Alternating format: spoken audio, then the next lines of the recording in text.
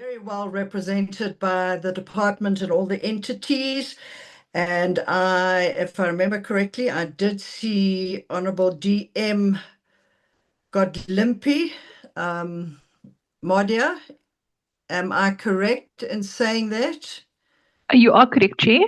Okay, morning DM, and once again, thank you very, very much for attending our meeting as usual. We really appreciate your presence and being able to take this department forward. Modia, and good morning to all the members. Could I please ask you to flight the attendance register? The agenda, I will do so, Chair. And Chair, just to indicate that I did receive a notification from the PLO that the Minister will also be joining shortly, Chair. Oh, lovely. Thank you very much. Recording in progress.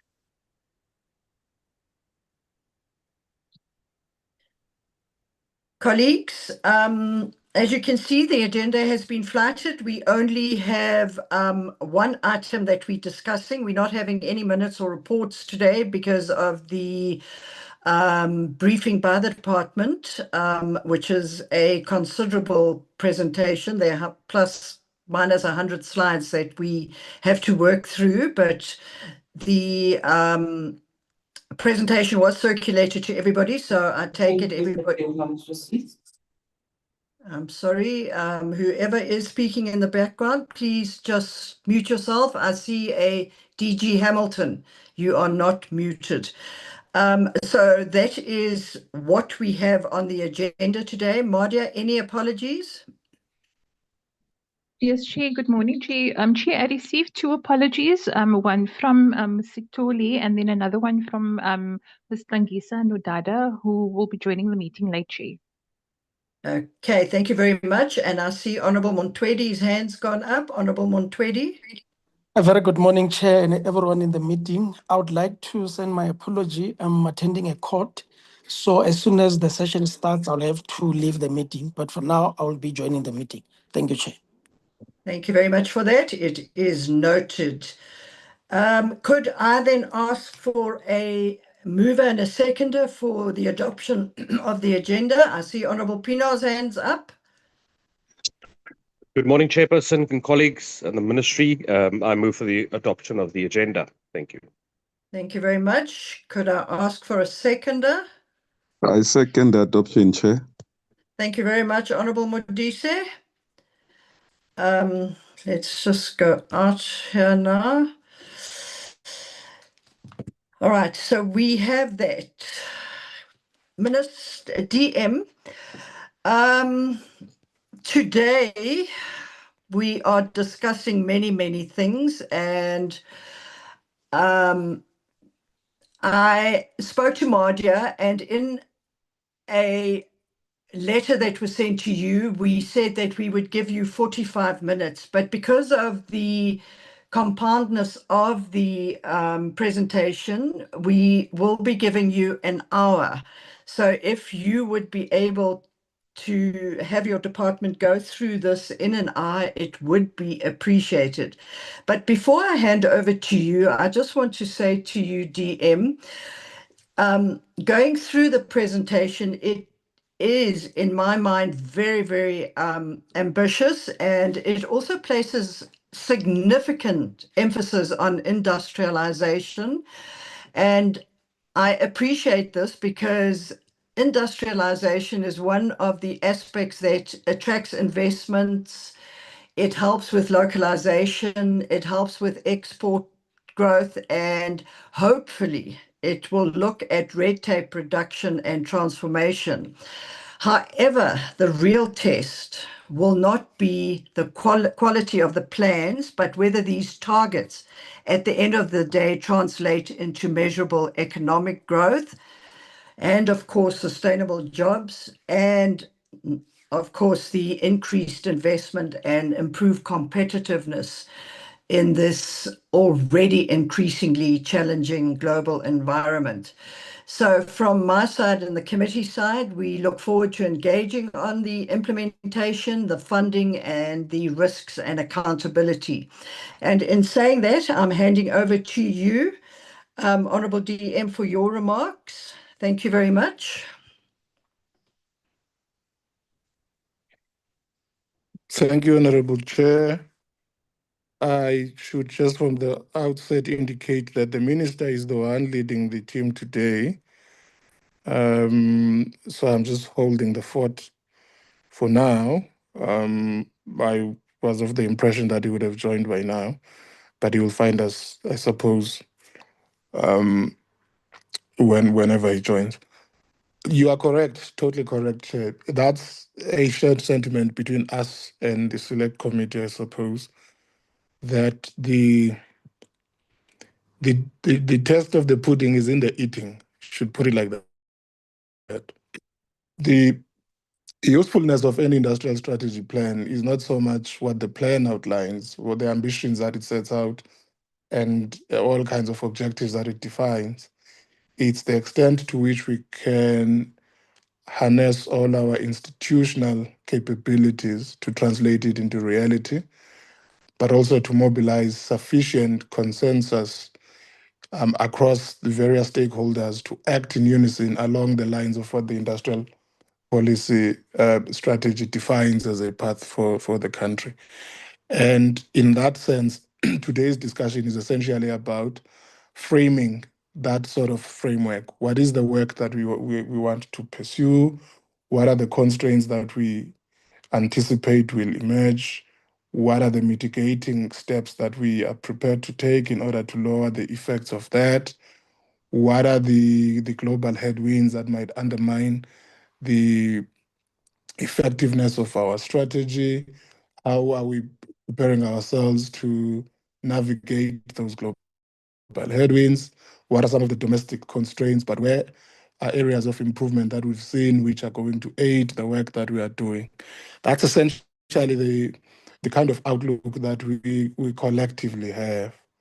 And in no small matter, it includes the importance of Parliament and the NCOP as well in working together with us to get the provinces on the ground to react positively to the work that we're defining, to cooperate with us and to unblock any blockages that are in the system that might undermine our ability to translate this vision into reality. So with just those brief remarks, Chair, I will hand over to the DG to Honorable lead DM. together with the team. But as I said, the minister has joined, so I think I can now hand over to the minister. Thank you. Thank you very much, Honorable DM. Yes, I see Honorable Tao is on the platform, and I just want to say welcome to the committee meeting, Honorable Tao, and glad to see you recuperated well. We've done all the necessary work before handing over to Honorable DM, so I'm going to give you an opportunity to speak, and then you can hand back to your department for the presentation. Over to you, Minister. Thank you very much, Chair. I would not, well, firstly, good morning to yourself, members of the committee, DM, DG, and colleagues present. I thanks for your kind words. I would not wish to repeat, I think, what to a large extent would have been covered by the DM. Safe to say that we really do acknowledge the committee's indulgence when we were unavailable to reschedule the meeting due to circumstances beyond our control, as you can imagine. We have worked extensively on the APPs, as would be reflected in the presentation. But as I said, I run the risk of repeating what the TM has covered, so we can immediately ask the DG to come in as you direct, Chair. Thank you. Thank you very much, Honourable Minister. Over to you, DG.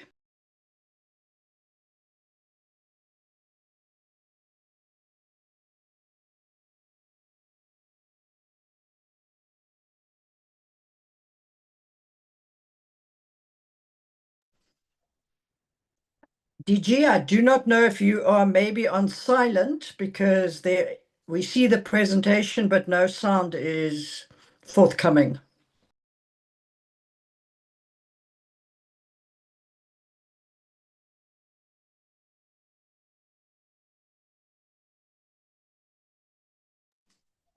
Mardia, are you able to check for us? Good morning, Chair. Can you hear me now? Yes, DG, we can. Thank you. Apologies, Chair. Good morning, Chair, honorable members, Minister and DM, colleagues from the department, and as already acknowledged by yourself, Chair, colleagues from the entities of the DTIC in attendance. Chair, thank you very much for your opening remarks, particularly the market emphasis on the importance of industrialization and the various elements that are part of the pudding that you referred to in terms of growth, in terms of jobs, in terms of competitiveness, and the related matters. Chair will try to conduct this within the hour that you have provided. We will not take you through all the slides. We will take you through up to about page 40 or slide 44 or just thereafter. And then we should be able to have the rest seen as annexures that we can take to have been read. The presentation will cover the items as detailed in the scoping slide, which is the strategy context of the department, its strategic goals, then the APPs themselves, and then the financials with the annexes forming part of the latter part. Next slide. The vision of the department is to build a dynamic and globally competitive South African economy that is built on the full potential of all its citizens, and thus ensuring that the growth that comes through is an inclusive growth that is in the interest of all South Africans and those who live in it. We intend to do this by promoting structural reform in transformation, achieve stronger industrialization, transformation in terms of skills for the economy, and increase trade, investment, and exports. You will note, Chair, at the mission refers to coordinating and enabling a government-wide set of interventions. And that's quite deliberate to the extent that the work that the department does depends heavily on all spheres of government cooperating and coordinating, as it were, as well as on various government departments partnering with the DTIC. Sometimes some of them will lead, and in other instances, we will lead.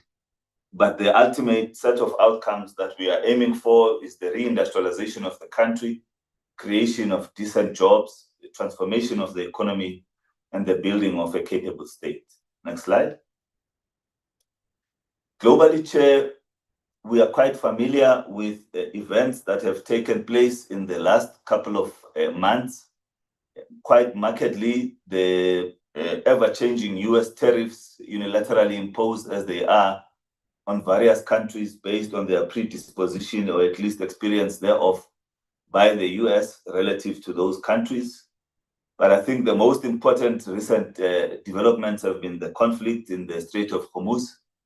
Suffice to say, Chair, that despite all the strains that has brought, the country has been able to navigate many of those challenges, including even leading to the unlocking or at least the release of some of the vessels carrying various goods, particularly fuels, oils, and fertilizers, through diplomatic interventions and otherwise, to ensure that the country remains stable and has got access and security of supply. And so while the global growth held steady at about 3.1% with for the previous year, it is expected to be lower for 2025. Next slide. The South African economy itself, Chair, if you look on the top left quarter, it gives you, top left corner, gives you the quarter by quarter, year on year growth. But I think the most important figure there is that 1.1% real GDP growth. That comes on the back of a couple of quarters of marginal growth. I think For the first time since 2022, we had 5 successive quarters of positive growth. The country has received by now at least 3 positive credit rating improvements, maintaining the investability of the country, the last of which were last month. The country has been removed from the FATF list, increasing confidence for investors to come through. And Chair, that 1.1% in growth is double what was projected or at least recorded in 2024. Marginal as it is significant and forms a foundation on which we will build. Clearly, we would know that by now, AGOA has not or has been reinstated for the country, and we are still engaged in various negotiations to negotiate further extensions of the same, while negotiating a trade agreement with the US that will normalize and optimize our trade relations, but also with many other trade partners that we are engaged with. Next slide. In terms of gross fixed capital formation, Chair, I found it quite interesting when I was looking at it this morning. Those 3 red dips that you see there, you can actually attribute to quite specific events. Far left would have been the immediate aftermath of COVID. Right in the middle would be when we were faced with the challenges related with the grey listing. And immediately thereafter would be the challenges related to the US and the tariffs that were imposed on the country. We've had positive growth for the last 2 quarters. And as a country, we've recorded a trade surplus of 201 billion with the rest of the world, with the majority of our exports destined for Asia, Africa, and particularly SADC. Our exports increased from 2.04 trillion to 2.078 trillion, a 1.8% increase, mostly in the back of trade in metal products and vegetable products, which means we are still focused on primary goods and would need to not only diversify, but ensure that in this regard, we have value-added exports, which can only happen should we industrialize and continue to grow the industrial base and the innovation that's required for that industrialization to happen. Next slide.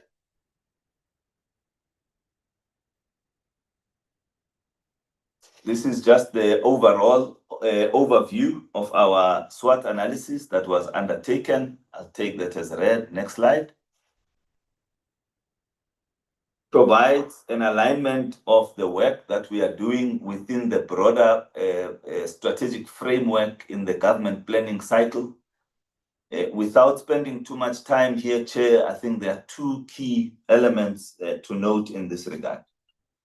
And they are not optimally reflected on this slide, and we will make sure that they are eventually as time evolves.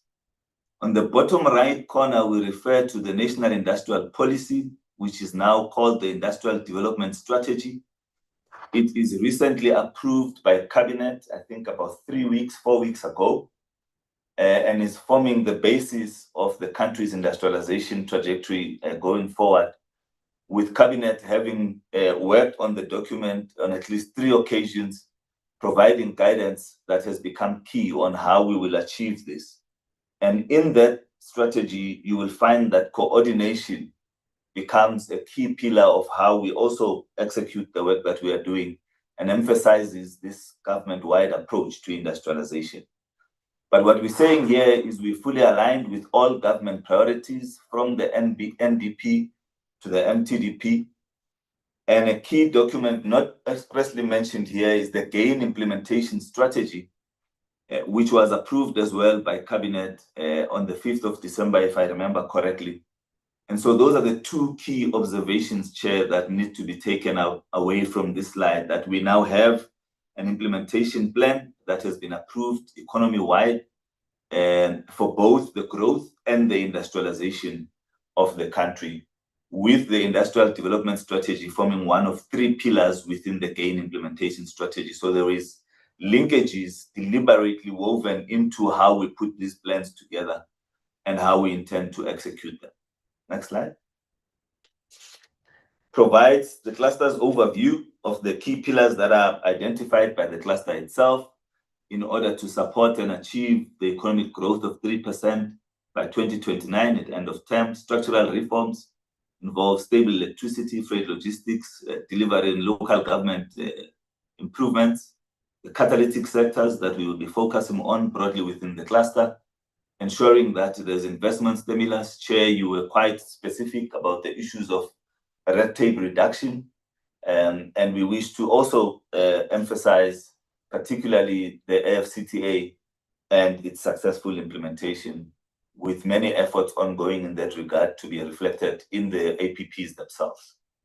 Induced demands in terms of increased exports, diversified exports, localization in terms of production and replacement of imports, as well as the pillar of transformation, which is a constitutional and we dare say moral imperative that the country has to advance throughout all the work that we are doing in this regard, Chair. And you would note that just anecdotally, in terms of structural reforms, there's been a lot of progress in terms of stabilizing the grid, ensuring that we have sufficient power, and we are working quite well with the Department of Electricity in efforts to address power required at the correct tariff by the smelters in order to not only continue operating, but also to begin to reopen some of them. And the same applies to freight and logistic works being done collaboratively within the cluster with Transnet and Transport to improve the tonnage, improve the performance of the harbors. And all those are covered in different departments, and impact at this stage quite positively, though constrained on the work of the department. Next slide.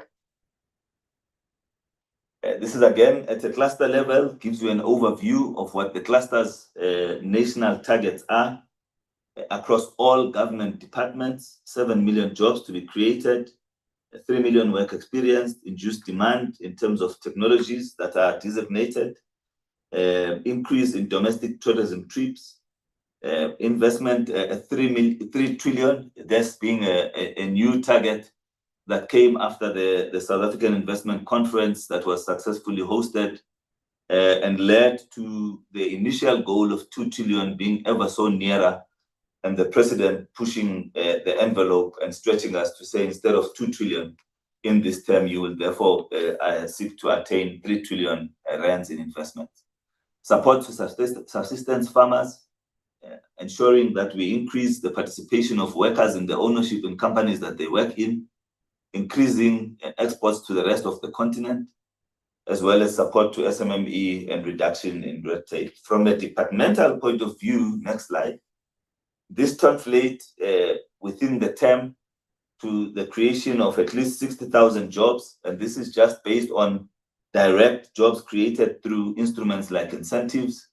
In the broader family, there's a lot more that comes through if you take the work that gets done by the entities and also indirect jobs created out of those that would have been associated with the work of the department.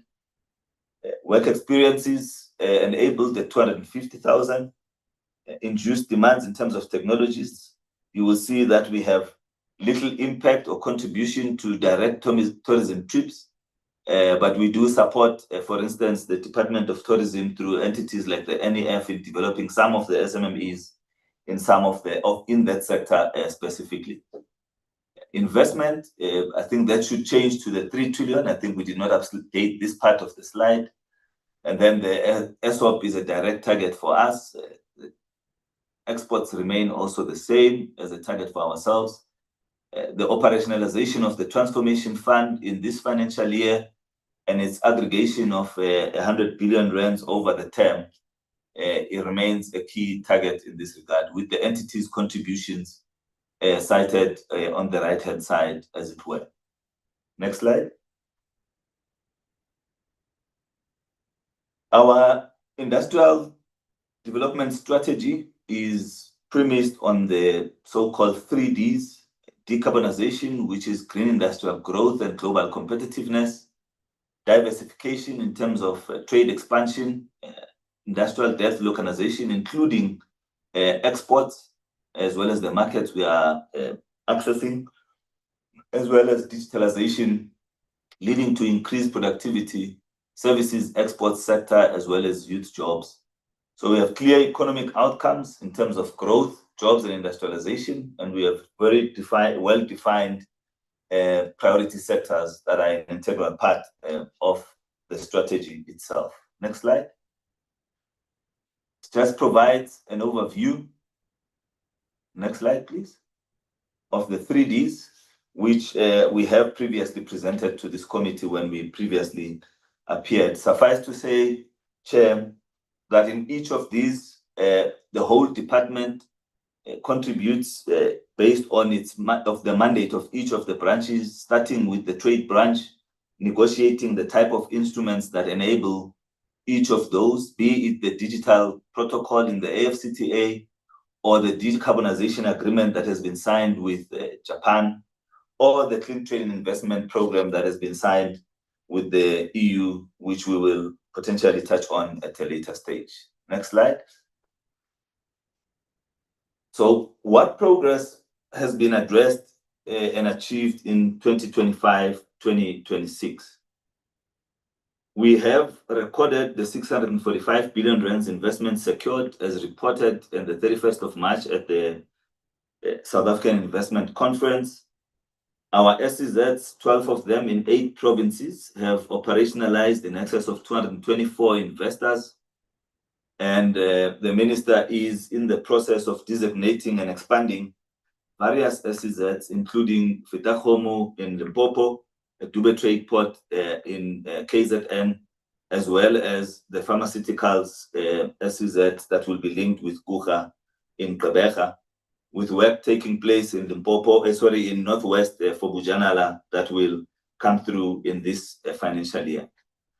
In terms of industrial financing, we've implemented a suite of incentives that support priority sectors, including ensuring that we increase employment, transformation, green technology, and localization. Of these, 1.4 billion rands of those incentives are located outside the 5 main metros, with 600 million rands dispersed to SMMEs, women-owned and youth-owned businesses, and 688 dispersed to Black industrialists. In terms of localization, the list of key products and commodities to be designated for local content to boost local production, as well as attract investment and create jobs, is ready from the departmental point of view, awaiting only the enactment and operationalization of the public procurement bill that National Treasury is finalizing based on public comments that would have been received, and the period thereof closed about a month ago. So we will await that to come through, and that will enable us to designate specific products in the sectors as indicated. And we continue to work on the 9 master plans under our purview, and ensuring that we secure the jobs and see the growth in each of those sectors, challenged as they are by various developments within each, and intervening as we should and at every occasion, be it in the sugar sector, the automotive sector, and everywhere else where challenge may arise that threaten the mandate and the work that was intended within those master plans. And that is the foundation as well that we continue to build on in this regard. Next slide. Sorry for that. We are good on that one. I had not seen it move. Continued progress for reporting today. To unlock the markets for South African exports, we've concluded CTIP, which I have indicated earlier on, a 12 billion rands decarbonization package, for which we've also curated 45 identified bankable projects. These obviously are not available exclusively to the EU, but they form the backbone mainly of investable projects that are ready across all sectors and across all our SOEs. And in fact, Chair, as part of the investment conference, we have increased that number to 65, using inputs that come from other government departments, particularly water affairs and electricity, where we have had more projects that are ready and that we are undertaking investment promotion on behalf of those departments and in collaboration with them as well. As part of CTIP, we've also secured the EU derogation on electric vehicle rules of origin that enable the exports of South African EVs and hybrids into the EU, while we conduct the work that's required for South Africa to be ready to produce EV batteries in the next 2 years. And that will come through when you look at some of the targets in the APP in terms of the measures that are being taken to enable that.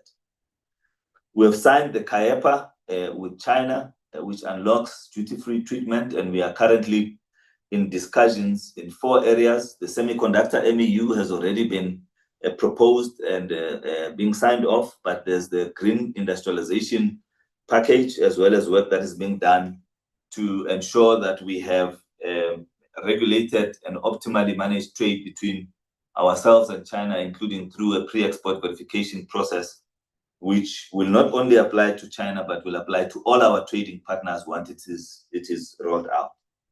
And more importantly, we are finalizing the unlocking of the finance from AfriExim. Access to finance and industrial financing is a key pillar of the industrial development strategy as approved by Cabinet. And this is one of the key enablers in that regard that will focus on export credit insurance, $3 billion availed by AfriExim over the next 3 to 4 years.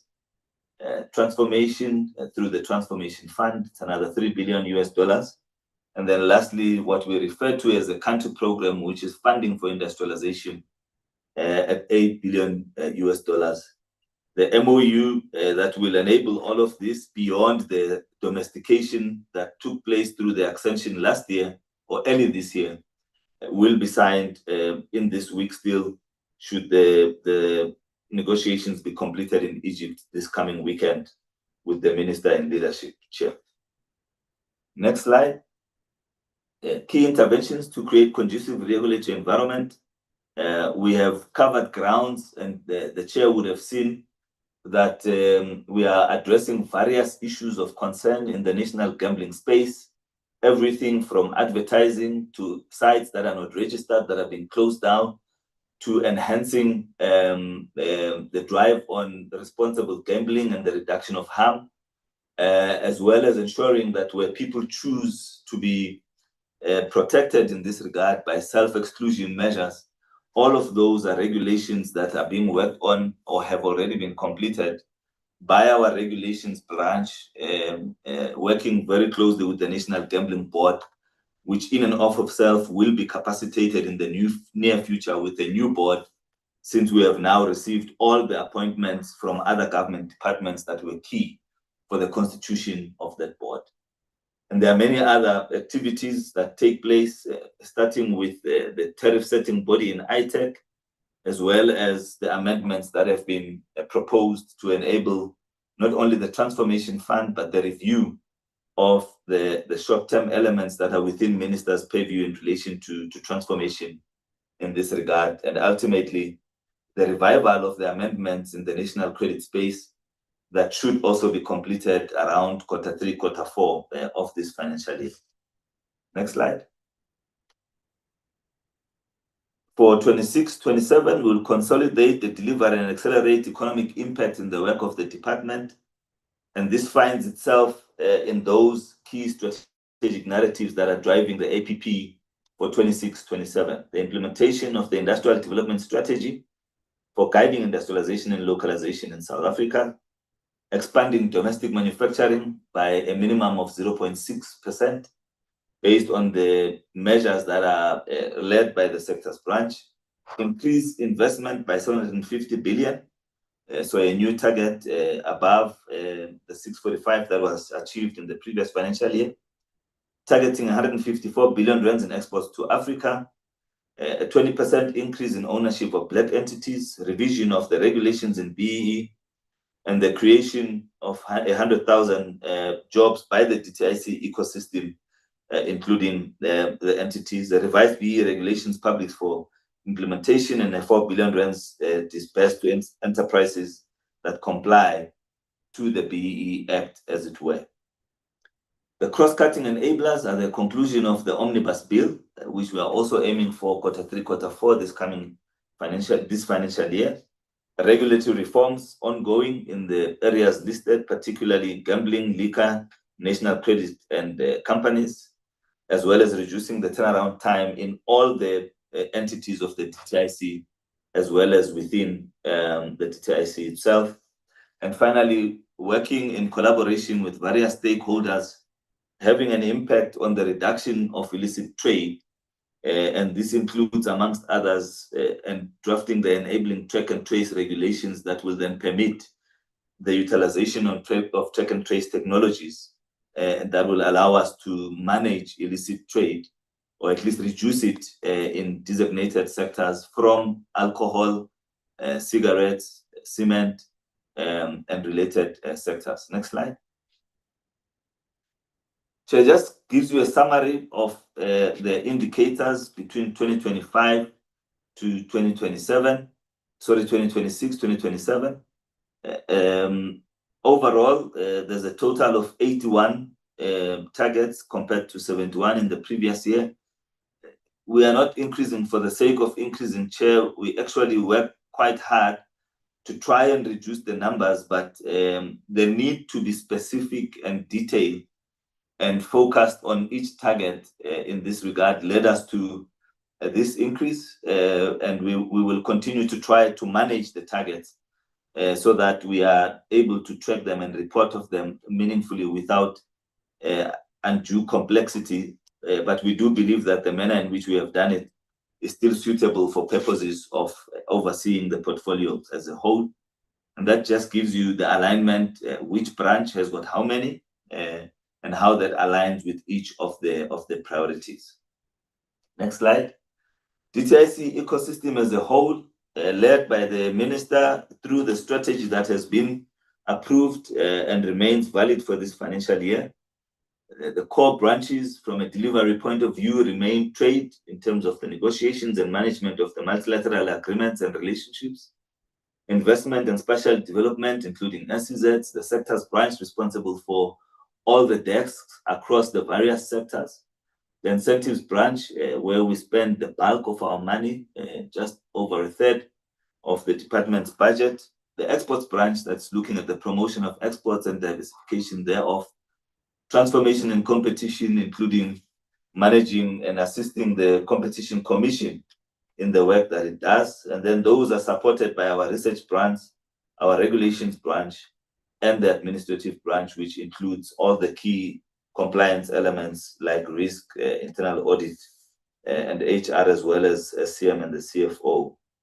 Total, the department oversees 45 pieces of legislation, 19 entities, has just over 1,000 workers or employees contributing to its work, and a budget of 11 billion in this regard. Chair, I think if we move to the next slide, we now get into the targets themselves. This is branch one. And if we just go focusing mainly on the far right column, noting that the outcome being supported predominantly is the creation of a capable ethical state as well as transformation. We intend to spend a minimum of 40% of our procurement budget in terms of goods and services on women-owned businesses. It's a target that is above the national norm and that we are sustaining in the work that the department does. A 30% procurement towards youth-owned entities, 3% towards people with disabilities in businesses owned with that. Chair, the department has reviewed its focus and recommits itself to transformation as an imperative, and all our entities in their own right will have to hold a BEE level 3 contributor status along with the department itself going forward. Clean audit is not negotiable. It remains the focal area, and in this regard, we would want all our entities to achieve the same. 100% of creditors paid within 30 days.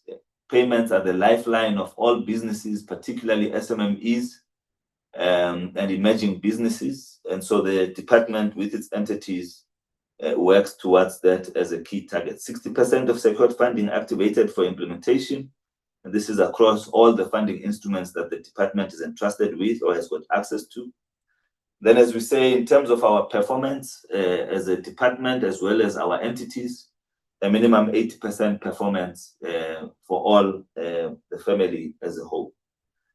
A reduction in vacancy rates, Chair, and with the introduction of the early retirement package by the DPSA as approved, which became effective and was announced in January this year, that target is going to be interestingly difficult but not unattainable, particularly because what that has done is that we've seen a few more people than was planned for take retirement at the end of March.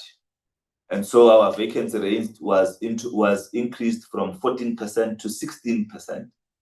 And if we want to bring it to 12%, it means that their achievement will have not to be 2.5, but will have to be a 5% reduction. But we're working with the team and are tracking that quite closely. And then the digitization of the incentive schemes management systems within the department. Branch number 2, which is trade. Next slide. In the context of the AFCTA, Chair, we are targeting seeing a minimum of 25 non-SADC countries that have started trading under the AFCTA. Key to note, Chair, that we have arrangements that have been running in SACU itself, so we are not including SACU in those 25. We have agreements and arrangements in SADC, and so we are not including SADC in the 25. That 25 is specifically for countries trading under the AFCTA and ensuring that through that we then increase trade, intra-Africa trade, increase exports from the current 30% probably to a bit more, with the continent being the backbone of our exports and the market where we potentially have the highest competitive advantage. Comparing ourselves industrially and in terms of our value-added goods, which is what we export most to the continent. As part of AFCTA as well, we have already negotiated and deposited up to 90% of our tariff lines within AFCTA in collaborations with SACU. We would like to close out on the remaining 10% of those tariffs, with 3% of those being left open for countries to manage in relation to areas of the economy that they deem sensitive in this regard. And then the ratification of one of the protocols, I think it's the digital protocol, that must come through in this financial year. In terms of export diversification, economic interest strategies, these are strategies for engaging in specific markets. We're targeting 5. In terms of trading partners in various regions, we've got 11 targeted for this financial year. Trade barriers, the resolution thereof, everything from the challenges faced in the EU in relation to items like citrus and amarula, but also in other countries where we do have non-tariff barriers that are leading to lack or reduced market access, as it were. Next slide. Export growth is supported by the Trade Department. 3 market access issues agreed under the EU EPA with SADC, currently under negotiating. The accumulation in terms of the battery manufacturing or the exports of EVs by South Africa and recognized as part of the derogation and accumulation arrangement, as part of and the rules of origin associated with our relationship with the EU. In this regard, the signing of the CAEPA, early harvest elements thereof, we've mentioned those 4 earlier on. A trade agreement with the US based on ongoing negotiations with the US in this regard. That is over and above continuing to try to secure AGOA and responding to other challenges that keep being thrown in our direction, including the 301 investigations in relation to forced labor. Signing preferential agreement with India, led from a SACU point of view by Namibia in this regard, but with South Africa being the most industrialized of the SACU partners, playing a key role in that regard. and approving regional value chain framework within SACU itself, particularly with contributions currently very clearly delineated for Lesotho, Botswana, and Namibia, and Swaziland working on its own program that will eventually surface from a SACU point of view. And then advanced discussions, particularly with Egypt, on the AutoPact that will see the development of a regional value chain that would enable us to exploit the newly agreed rules of origin that require 40% local content in the automotive sector, and that potentially will help us to address the challenges and the competitiveness that we see emerging from countries that don't have local content, but have created industrial capacity on the back of SEZs in their own territories. Case in point being Morocco in this regard. Next slide. Investment and special development. 750 billion rands of verified investment attracted. What we're saying there, Chair, is that all the work that we are doing in this branch specifically should lead to roughly about 750 billion rands in investments, particularly through the investment promotion work that is done in the branch, but also in the work that is done in the SEZs, lending new investors and expanding existing ones. Designation of an additional SEZ to catalyze industrialization, focusing on the new industrial policy services. Chair, one of these, or one of the key targets here, as I've already mentioned, is Bujanala, but we also have the Val SEZ potentially that could be ready for designation within this financial year, ensuring that a minimum of the 10 out of 12 economic zones are fully operationalized. Chair, it is not that the SEZs are not operationalized, it is that they are in different states of development, different states of operationalization, different states of productivity, as it were, and some have got more challenges than others. When you look across the landscape, you will notice that of those that we had previously reported on, we now have Fitakomu that will be added eventually to that list. One strategic land parcel secured for logistics trade. We're looking at work that we're doing with companies like DP World, who are looking to have dry ports established for the export of goods, working currently in the Western Cape in this regard, as well as in Komati. Then you've got the 300 learners trained in various industry-related skills in the various industrial zones, 15 industrial parks revitalized into competitive infrastructure platforms. The key area, Chair, we have had permanent challenges in this regard, and we are reinforcing our collaboration with the DBSA and National Treasury to try and ensure that we can begin to meaningfully deliver in the prioritized industrial park that will be shown to you in a list in the subsequent slides. And then 6,000 jobs created through industrial development work that is done by the branch. Next slide. So we provide you just with an overview provincially of the focus. The Northwest, it's Bujanala, mainly likely a beneficiation-driven industrial zone. In Limpopo, in the Western Cape, you've got the districts of Vembe and the West Coast District to support these two provinces to operationalize Musina Mokado and Freeport Saldanha in this regard. And Chair, we have, for instance, resolved some of the funding challenges that were faced in the province, specifically for both Saldanha SEZ as well as Atlantis in that regard. And in Musina Mokado, we are deploying technical expertise from our PMU at the IDC that will assist them to deal with some of the challenges that they are faced with. In Mpumalanga, we're working with the provincial government there. They have made finally their submissions for funding to the department, and we'll be working with them through that application. I think we had a visit to the site there last week. Successfully executed, and Nkomazi will become our first cross-border SEZ that will integrate work that is being done in Mpumalanga, produce that will be coming from Limpopo, going through our borders into or through the port of Maputo, based on a relationship that has been secured by the signing of a lease agreement between Nkomati and DP World as a key aggregator and exporter who also happens to have the concession to run a terminal at the port of Maputo. And we see prospects for integrating some of the work that we're doing in SACU for Swaziland to dovetail into the Nkomazi SEZ as part of their export initiatives as well. Next slide.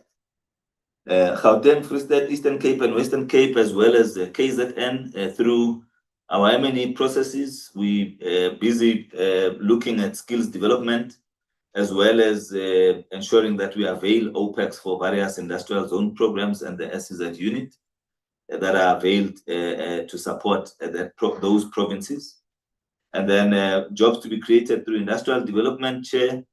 The focal areas currently, though we do focus nationally, there's a bit of emphasis on Gauteng as the hub, the Free State, Eastern Cape, as well as the Western Cape and KZN. Next slide. These are the priority industrial parks. We remain constrained budget-wise, Chair, at the ongoing allocated budget that is kept currently at 50 million rands for all of those. And we are trying to find ways to access additional funding and co-funding opportunities, including with DBSA as our implementing agent, but also with the assistance of the provinces themselves to see how do we ensure that we roll out meaningful refurbishment and operationalization programs within each of those industrial parks. Next slide. We have operationalized the one-stop shop in the Northern Cape earlier this year, and we are looking at the Eastern Cape and Limpopo in this financial year. And we have service delivery improvement focal areas in the Western Cape, Northern Cape, Gauteng, and KwaZulu-Natal, where we are engaging across the provinces, across the spheres of government, working with municipalities as an integral part of dealing with unlocking investments, which would speak to areas of ease of doing business, areas of cutting red tape.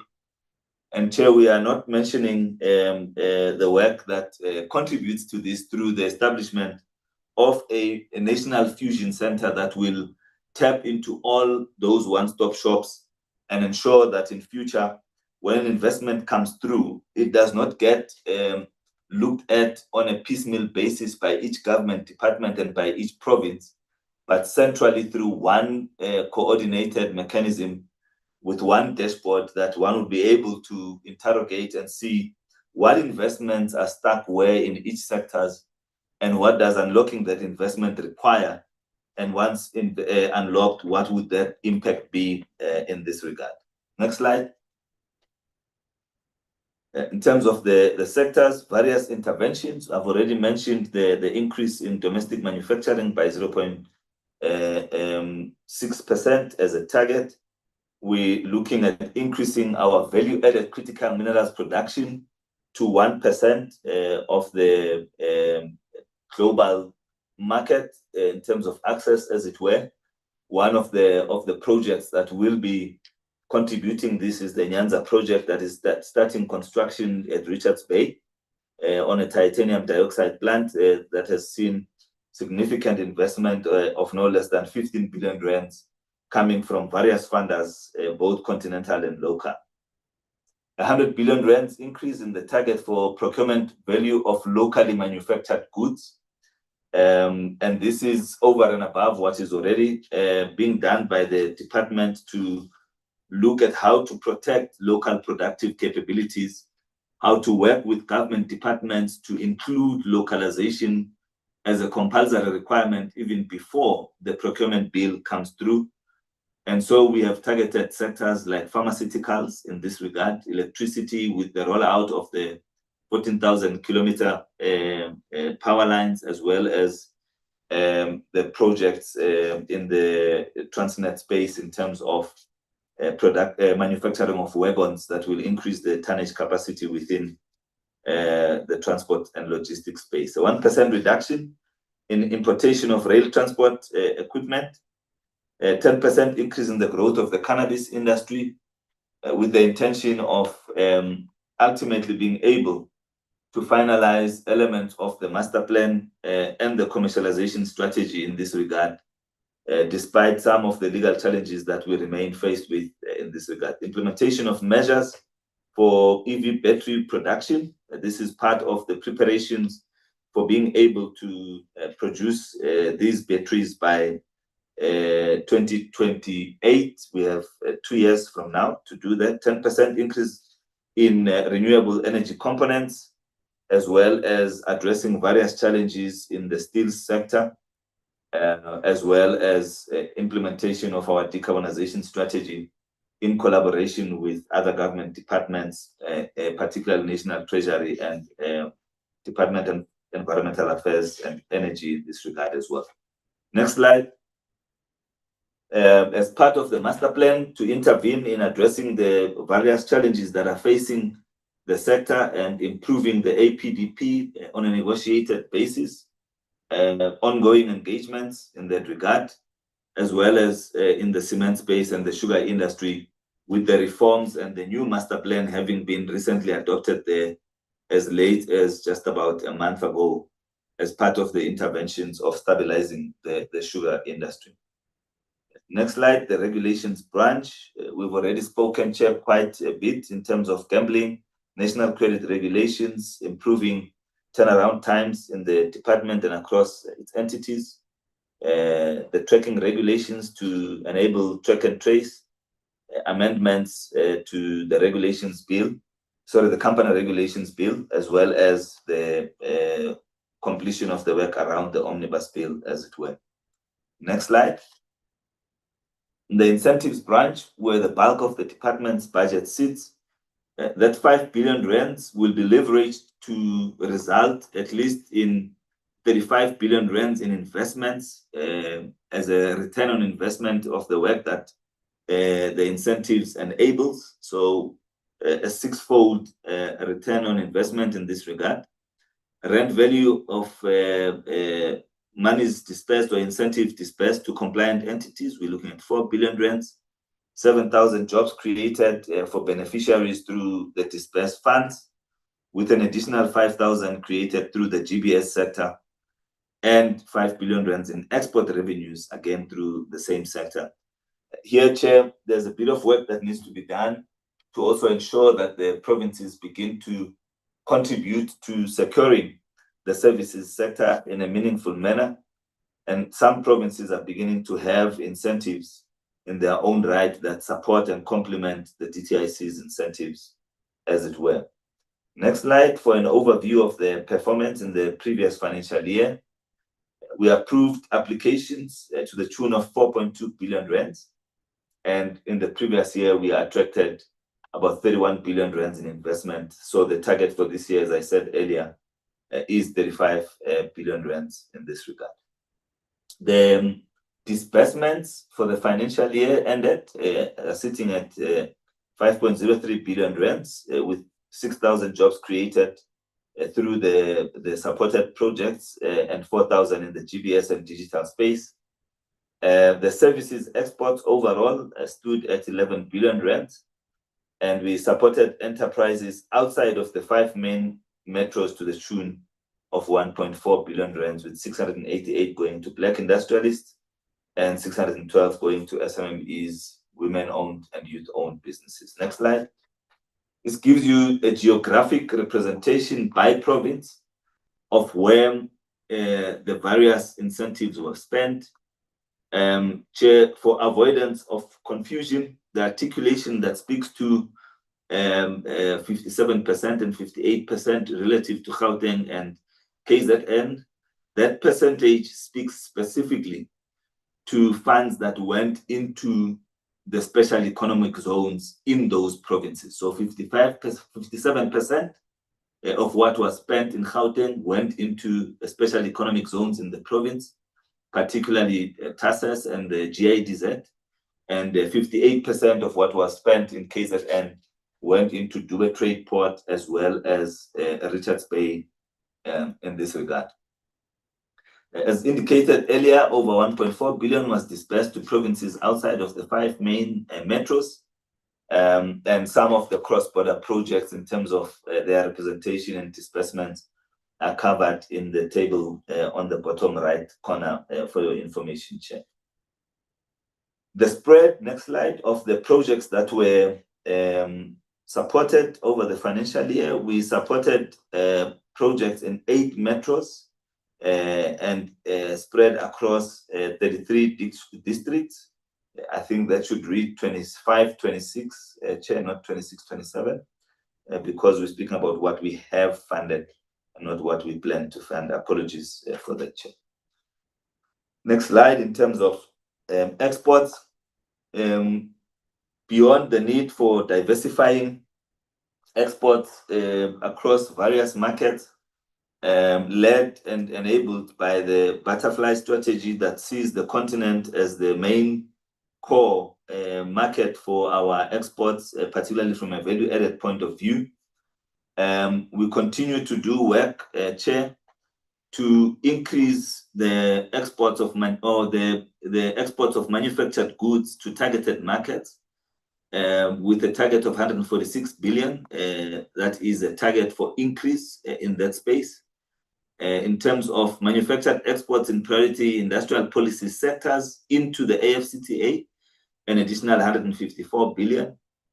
In terms of exports to targeted global markets by SMMEs, an additional 700 million, and an increase of 70 million by emerging Black-owned entities, as it were, creating in the short term 1,275 jobs, 25% women capacitated companies and 8% youth capacitated companies. Next slide. This gives you an overview, Chair, of companies that were supported in the provinces during the previous financial year. The reported exports just from these companies that were directly supported and based on a cycle that ended in Q1 last year in terms of the reporting, 24-25, was at least 764 million rands of exports that were just from companies that participated in our national pavilions, our outward going missions and inward bound missions, contributing to the overall exports performance of the country, as it were, Chair. Next slide. Transformation and competition. We're looking at a minimum of 200 companies supported through the Transformation Fund once operationalized, dispersing 20 billion rands of those funds within this financial year. Obviously dependent particularly on the outcomes of the review and public comment process in relation to Statement 400 and other enabling regulatory elements. We in advanced stages of putting the board for the fund together. Having advertised thereof, we are currently assessing the applications that were received, and with the board in place, the regulations resolved, and the systems put in place, we will then be able to announce the launch and be able to then start with the disbursements, starting with what is already available, partly through AfriExim, but also other aggregated funds from partners within the government framework, including government departments that have chosen to work with the Department of Trade and Industry in this regard. 10,000 jobs through the Transformation Fund is a target to create those jobs, 20% increase in Black-owned enterprises in the priority sectors, regulations reviewed from a BBBEE point of view. And then in terms of the Social Employment Fund, This will be dispersed to the IDC to enable the execution of that work within the Presidential Employment Fund, and we stand ready to also support in that regard. An additional 10,000 workers participating in ESOPs, whether through transactions in the merger and acquisition space or any other instrument that the department will utilize at its disposal. Provincially, next slide, the impact will land through the Social Employment Fund. As already indicated, we are looking at 50,000 temporary work opportunities and trying to fine-tune that process so that those opportunities in the short to the medium term can begin to firm up and be more permanent in their outlook as the youth becomes more competent and more marketable in this regard. The Transformation Fund will earmark mandated portion of its resources exclusively for businesses that are majority support of entities owned by designated groups. And this will ensure that there's provincial spread and support for the marginalized areas. And we are looking at not just this financial year, as you know, the aggregation will happen for the duration of the term and beyond until the economic landscape is transformed, as it were. In terms of measures and acquisitions, Chair, we'll continue to defend public interest conditions during all measures and acquisitions. And this has been aptly demonstrated in the recent past through the work that was done in the Vodacom massive measure that has been widely publicized. Next slide, our research branch, which is the heart of our coordination work in terms of the management of the cluster, the management of the IMCs, DDM and intergovernmental relations, but also just basic research that needs to be done either for the sectors or investment requirements. These are the targets that we have set at the cluster level, ensuring that the cluster operates optimally and reporting in that regard. So for reports on a quarterly basis, we are starting a new process of monitoring the manufacturing sector, and we will be producing what we call a manufacturing sector pulse report that will give us a nuanced sense of the performance of our manufacturing sector over and above existing indicators and other instruments that are used for the monitoring thereof. We're just trying to internalize this so that we can get a good sense and have more authority on the figures that we report on. Trade reports, 4 of them, economic outlook reports. These will normally inform our planning into the next financial year. And then we evaluate some of the work that the TTIC does. Normally, we choose one instrument or one incentive or one program and evaluate that over the year. At this point, Chair, I would wish to hand over to the CFO to take us through the financials in this regard. And then we will hand over back to you, Chair. Thank you very much. Thank you, DG. Good morning, Chairperson, members of the committee, Minister, DM, and colleagues. For the medium term, the department has been allocated approximately 33.2 billion, comprising of 11.7 billion, 10.6 and 10.9 billion for the 3 respective financial years. The budget continues to be prepared under a constrained fiscal environment, requiring that we focus on reprioritization and also maximizing developmental impact from the available resources that we have. Next slide, please. Chair and members, the next slide details the allocation of the budget in terms of the programs that we have and in terms also of the economic classification. The budget remains strongly focused on the economic development interventions rather than administration. This is mainly, if you look at the slide, particularly under economic classification, you'll note that approximately 82% of our budget for the current financial year is allocated towards our subsidies and transfers, which are supporting industrial incentives, localization, economic development, export promotion, transformation programs, and also support the work of the department's entities. So that the 9.5 billion that members see, that is the transfers speaking specifically to these initiatives that I've just mentioned.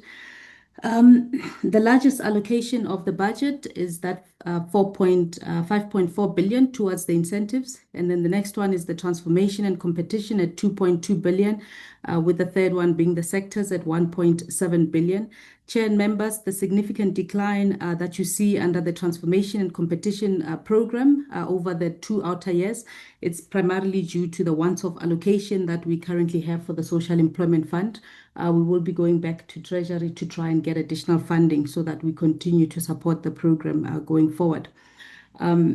Overall, there was a negative decline of 0.6 if you look at the allocation over the medium term. Next slide, please.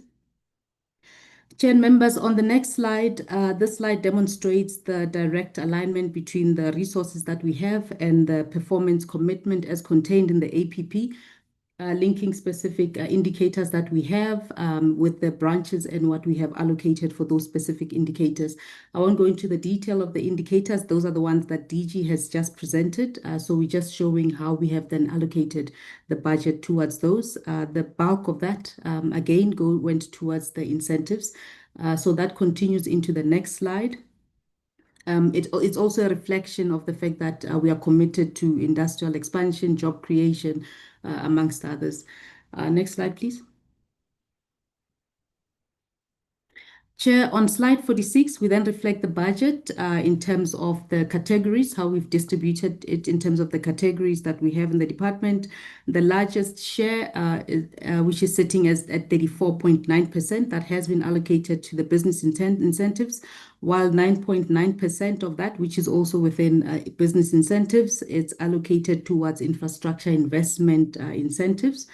And then, Chair, nearly 20% is allocated towards external programs, which include the once-off allocation for the Social Employment Fund. So these are the the external programs that support the industrialization, that support also some of the export initiatives, localizations that we have in the department. Chair, you will note that if you look at our budget, we have placed a greater emphasis on directing our funding towards SMMEs as well, women-owned enterprises, youth-owned enterprises, and also projects that are located outside the 5 major metros. This supports also, it just shows that we want to ensure that there's inclusive growth in terms of the budget that we have as well. Chair and members will recall that in terms of the incentives, how they operate is we get applicants that come and apply, but we have deliberately gone out to provinces and ensure that they actually know about the work that we provide and the various incentives that we have in the department so that they can apply, and we support them in that regard. On the next slide, Chair, next slide, please. I think the next slide, DG has touched on it, which is the last slide. If you can just go to the last slide, please. DG has touched on this particular slide, which shows the maximum that's kept per industrial park is 50 million. We are constrained. DG went into those details. But Chair and members, I think for us, despite the constrained fiscal environment, we have prioritized our resources towards programs that we feel have the greatest potential to support industrialization, to also support inclusive growth and also economic transformation. So we do have those challenges in terms of budget, but we have tried to look at programs that would have the greatest impact in terms of economic growth. DG, I will hand back to yourself. That was the last slide on my side. Thank you. Thanks, Chairperson. Thank you very much, CFO. Chair, without having asked for the minister's permission and at the risk of not acknowledging, we have 2 new CEOs that have started work within the entities of the DTIC, Ms. Linda Seroke, who now leads the ECIC, as well as Ntate Utsile, who now leads the credit regulator. Would like to welcome them and commit them to the mandate of this department and these entities, but also to thank the outgoing acting CEOs on behalf of the minister and the department for the work that they did in holding the fort. And it's part of the effort, Chair, of stabilizing the DTIC ecosystem, building the capabilities that are required to enable and improve the chances of service delivery and delivery of the mandate, as it were. I thank you, Chair, and hand over to you as indicated. The remainder are annexures that speaks to the entity's APP targets that the committee can engage with and revert to us should the need arise at a given time. Thank you very much. DG Hamilton, well done. A very comprehensive presentation done within the allotted time, and I suppose you had a big bottle of water after that presentation. Members, the first time ever have we had all the DTIC's entities here present. So if you have any questions on the entities, they are here to respond to those questions. Can we now go over to questions that members wish to pose? All right, I see Honourable Pinar's hand is up. Honourable Modise. Dlamini.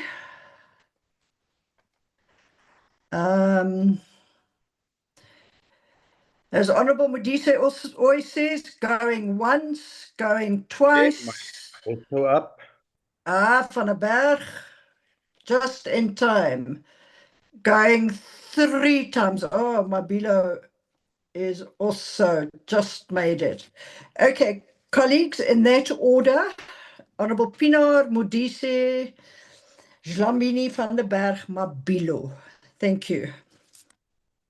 Thank you, Chairperson, and good morning to the Minister again, and thank you for the presentation, DG. It's greatly appreciated, and it covered quite extensive area. And the Department of Trade, Industry and Competition is critical to our economy and job creation in this country. And I think the department's quite lucky to have its fingers in a lot of pies, and is at the epicenter of the potential we have as a country. But with that being said, Chair, through you, there are 3-4 areas I would like to cover.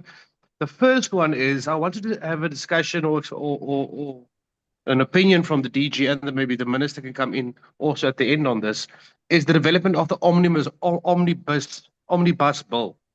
Now, we are in principle obviously in support of the bill, but after speaking to some of my colleagues about it as well, however, I'm worried, Chairperson, how will this, and DG, maybe you can get into this, the Department of Small Business also has a bill coming up. It's the business licensing bill, and it's been met with a lot of backlash. And it's in principle, it's a duplication of licenses for businesses and making it basically harder for businesses to start.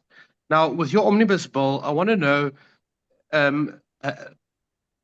how will it actually, in real sense, reduce red tape? Because the intention of the business licensing bill has completely gone the opposite way, and is proposing to make it a lot more harder for businesses. And I want to just get an in-depth from your side, the omnibus bill. How are you, on a practical way, planning to reduce red tape with the bill?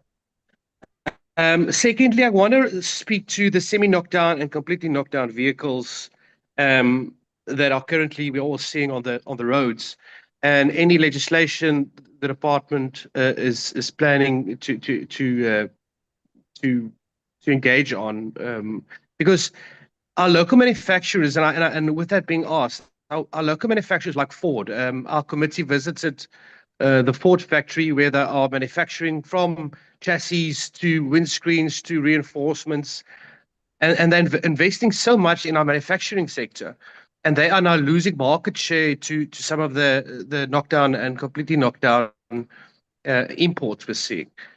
And I want to know, are we keeping a close enough eye on the department, or not on the department, but on these imports to make sure they are tax compliant? Because I have this sense some of them are getting away with murder, Minister.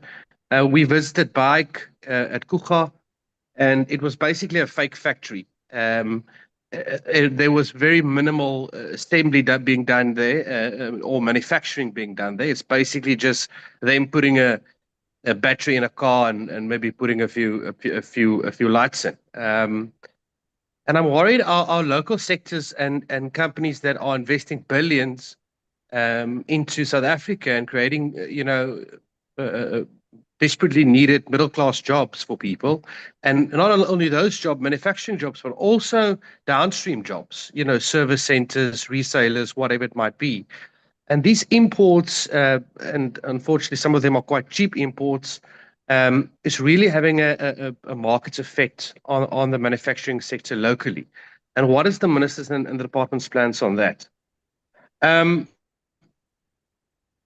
With that being said, my last point here, Minister and DG, is the industrial parks. Industrial parks and SEZ. Now, again, we've had these discussions with your department, Minister, about the frustration from National Department's side, where they are essentially providing the funding, but legally they don't have legislative powers to control what's happening on the ground. And I know it's a frustration for your department. Your deputy minister has spoken quite about this topic at length. I think we all agree that our industrial parks and SEZs is the low-hanging fruits for job creation. Specifically, I'm just going to use the example, and my colleagues will know it's something I've been driving, and I've had a piece about it on the business Times as well. Econdustria, situated in Gauteng, once had 30,000 jobs. Today there are, I think, 3,000 people working there. Because it falls under Mpumalanga, but they are just not investing the money and doing the upkeep. And those industrial parks and tenants are leaving at mass, and people are left destitute. So practical, again, my question is practical changes to our industrial park strategy, and how the minister is planning to intervene, because I think that's where he can be of great assistance.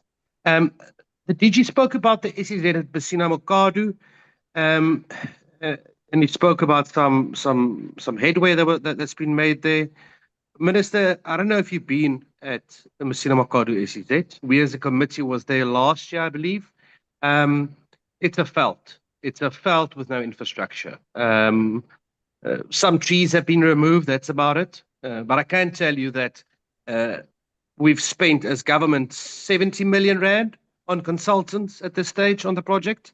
In total, we've spent about 155 million on the project. But there's nothing there. There's nothing to show for it. Again, I can't put this on the backs of DTIC alone. This is the provincial government mostly who's responsible for the execution thereof, and I do not know if there's a lack of political will or the actual knowledge to get this thing up and running. But again, I believe manufacturing, creating a strong working middle class, skilled middle class, is our manufacturing sector, and it's obviously one of your areas that you want to focus on as well as the department.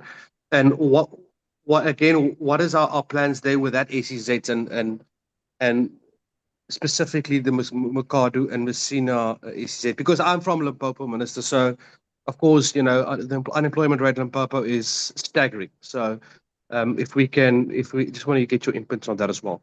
Thank you, Jay, through you, and thank you, Minister.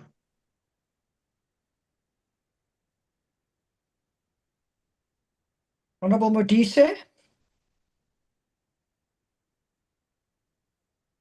Good morning, Chair. Good morning to the Minister and the Deputy Minister, the department, all officials, including the newly appointed CEOs. And I hope the Minister has recovered. We received the news that he had contradicted that horrible COVID-19. I'm sure you are fine. Chair, I'm only going to base my question on one thing and one thing only. My question is on the SEZ. We visited the Tshwane Automotive SEZ for the first time. I was the part of the delegation. I know it was one of the things that the then Premier of Gauteng, Makhura, pride himself on, and I understood why when we were there. The presentation spoke about the SEZ in Limpopo that we had visited, Messina Mokado. I want to check if there is a clear timeline that the department has with regards to Musina Mercado, based on what we found when we were there, the amount that had been spent and what is visible coming out of the amount of money that was spent in Musina Mercado SEZ. And last one is on the, because the presentation spoke about the VAL economic and special economic zone, as to how far is it in terms of being fully operational. And the last one, the very last one would be around the Free State, the one in Harrismith. Have they managed to sort the issues with the Department of Economic Development in the Free State? Because when we were there, the management of SEZ there complained mainly about the local municipality, including the Provincial Department of Economic Development. That is it for me, Chair. Thanks. Thank you very much. Honorable Dlamini. Thanks, Honorable Chairperson. Good morning to you and Minister DN, honorable members, colleagues on the platform. Unfortunately, my voice is not well. I'm in and out, down and up with flu. Chair, let me also join the colleagues in welcoming a presentation from the department. Indeed, Minister and Deputy Minister, the department is heading towards a positive direction in all aspects where the department mandate it's lying. And I think last week you also received a presentation in terms of the trade agreements, where the country is planning to go, which really gave us a comfort as the select committee that the department it's heading towards a positive direction. Of course, Honorable Chair, there shall be challenges and bumpy, road in our journey towards building a better South Africa. My issue, I think it is also covered by Honorable Modise in terms of the other SEZ. I can see on the presentation there are SEZ that are plan that the department is planning to invest in them this year, this current financial year. Just want to check these other ones that are already on a pipeline but also having challenges, how far the department will go in terms of intervening to assist them. We also learn, whilst we visited the Gauteng SZZ, that it is possible, Minister and DM, that these SZZ can spread their wings, beyond their provinces. I think maybe that is the modus operandi that the department will have to strengthen their work in doing, Chair, so that we find ourselves operating as a country, not necessarily as individual provinces or municipalities. It will also strengthen the weak purse that we have as the country, because the reality of the matter is that our purse is very limited as the country, and the challenges that we are confronted with are more than what we can be able to provide to our people. My concern, Chair, although Minister NDM, it is with the private sector. I think we need to move towards the direction of, as much as we work closer with the private sector, but I don't think the private sector in our country, we necessarily partner with it or regulate it in a manner in which it really plows back to our country in terms of job creation. Most of the time in our country, the private sector, when they participate in terms of employment, it is when they need labor or workforce to work for them, not necessarily intentionally to assist the country in job creation. And their issue, it's always profit. I think we must get a point where, as government, we have a much more deeper conversation with the private sector in terms of their role in assisting the country to address the issue of unemployment.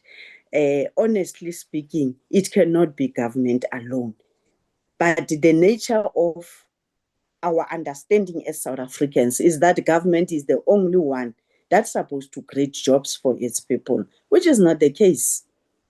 We need to zoom in deeper into the issue of our partnership, our regulations in the private sector, because those big guns, they must honestly play their role. We understand that the mining is doing its best, but we also equally observing that the mining industry is also shedding a lot of jobs.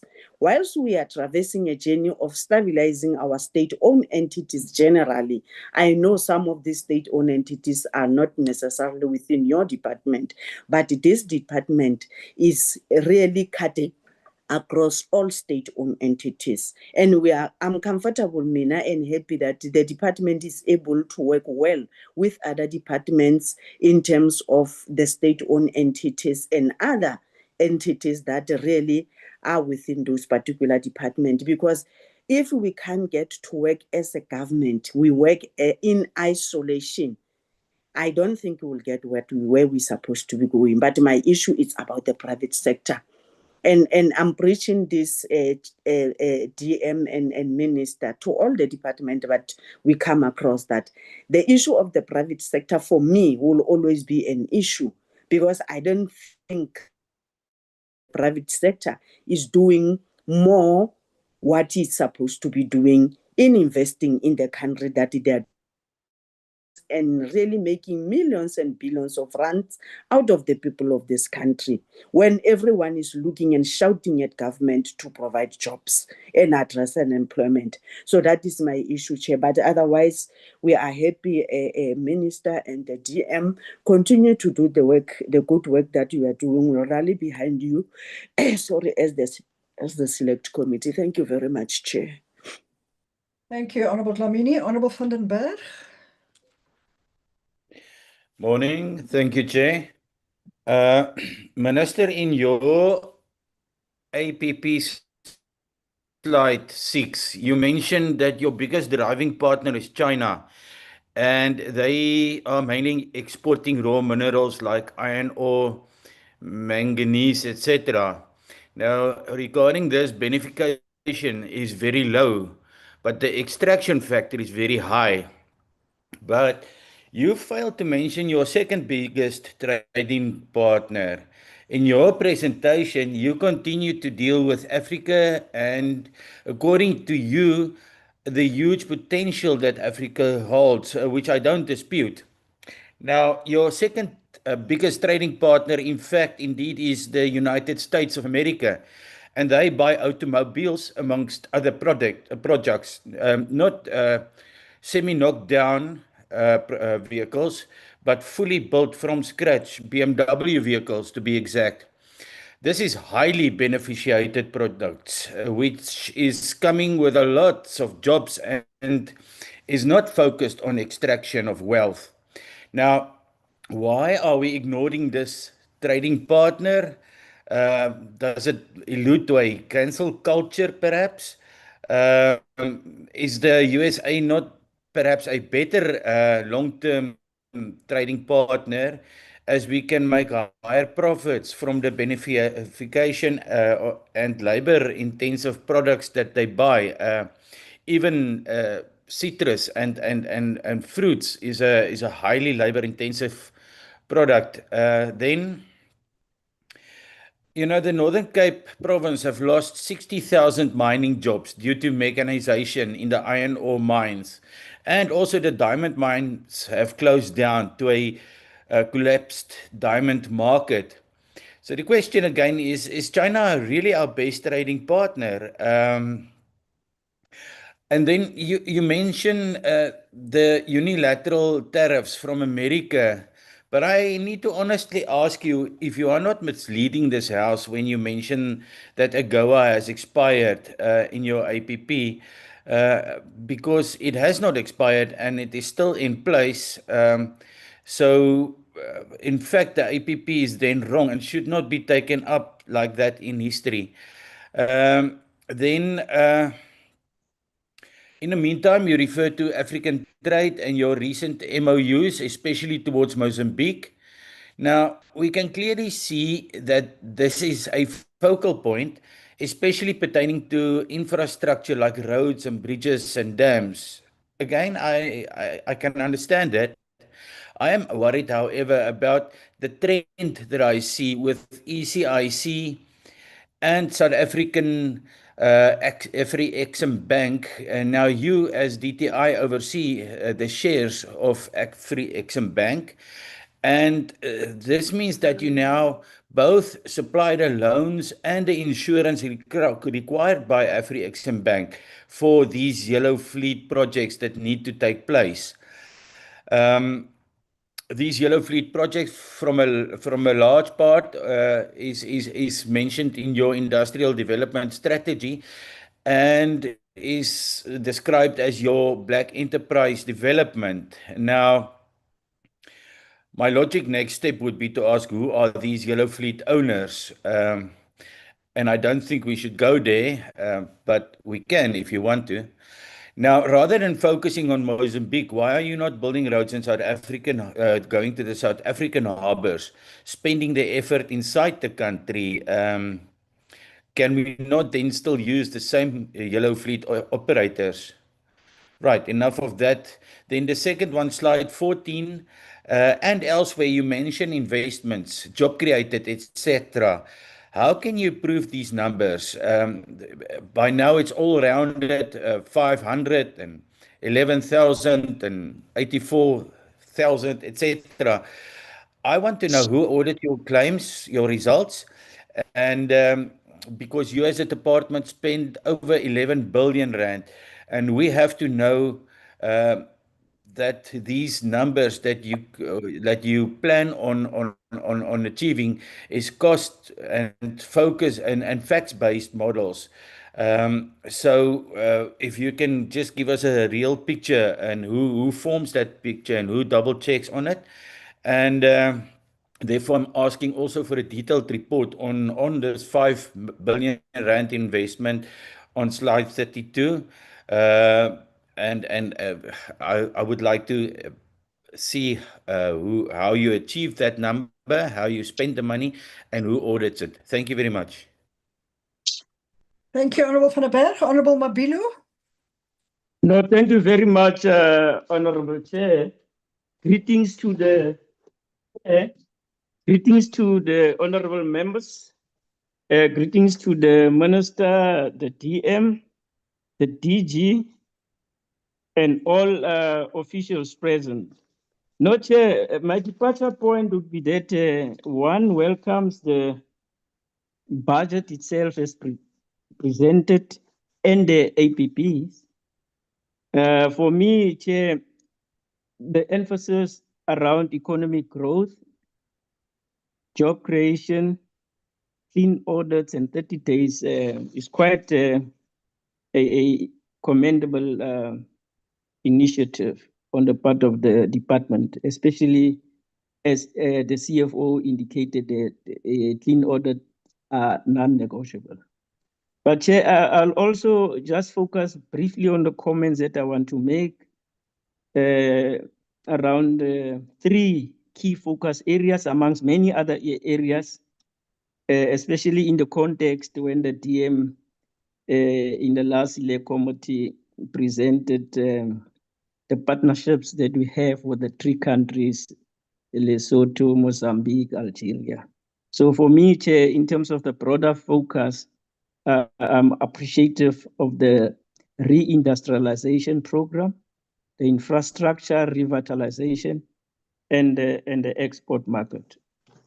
Chair, with regard to the 100,000 jobs that the department is envisioning to create, for me, Chair, I would, as a member of the Select Committee, my emphasis would be just on the acceleration thereof, because this is what the country really needs. So the 100,000 jobs that are opportunities that are likely to be created will positively contribute towards what we need. Chair, secondly, in terms of the comments made by my colleagues already around the SEZs, around the industrial parks, and so forth and so forth. As coming from the province, Namakwa land has been identified officially as SEZ. My emphasis here, Minister, is not a question but a comment, is that we just want the pace again, the speed up to be fast-tracked, because this is a quite positive response to the what the country requires now. Okay, Minister, with regard to beneficiation, which is a standing agenda item on your part, I think from port to port, and exporting raw commodities is quite a response in terms of beneficiation. And coming from a province that is endowed with the natural minerals, as we articulated, iron ore, manganese, and some of the rare earth minerals that there's a huge consumption or need by the world for that. So the beneficiation, Minister, we appreciate that as well, but the point is all about pace, speed, and everything. I know there's a process. Now, Minister, my first question would be around the fiscal constraints that the report, the presentation is highlighting.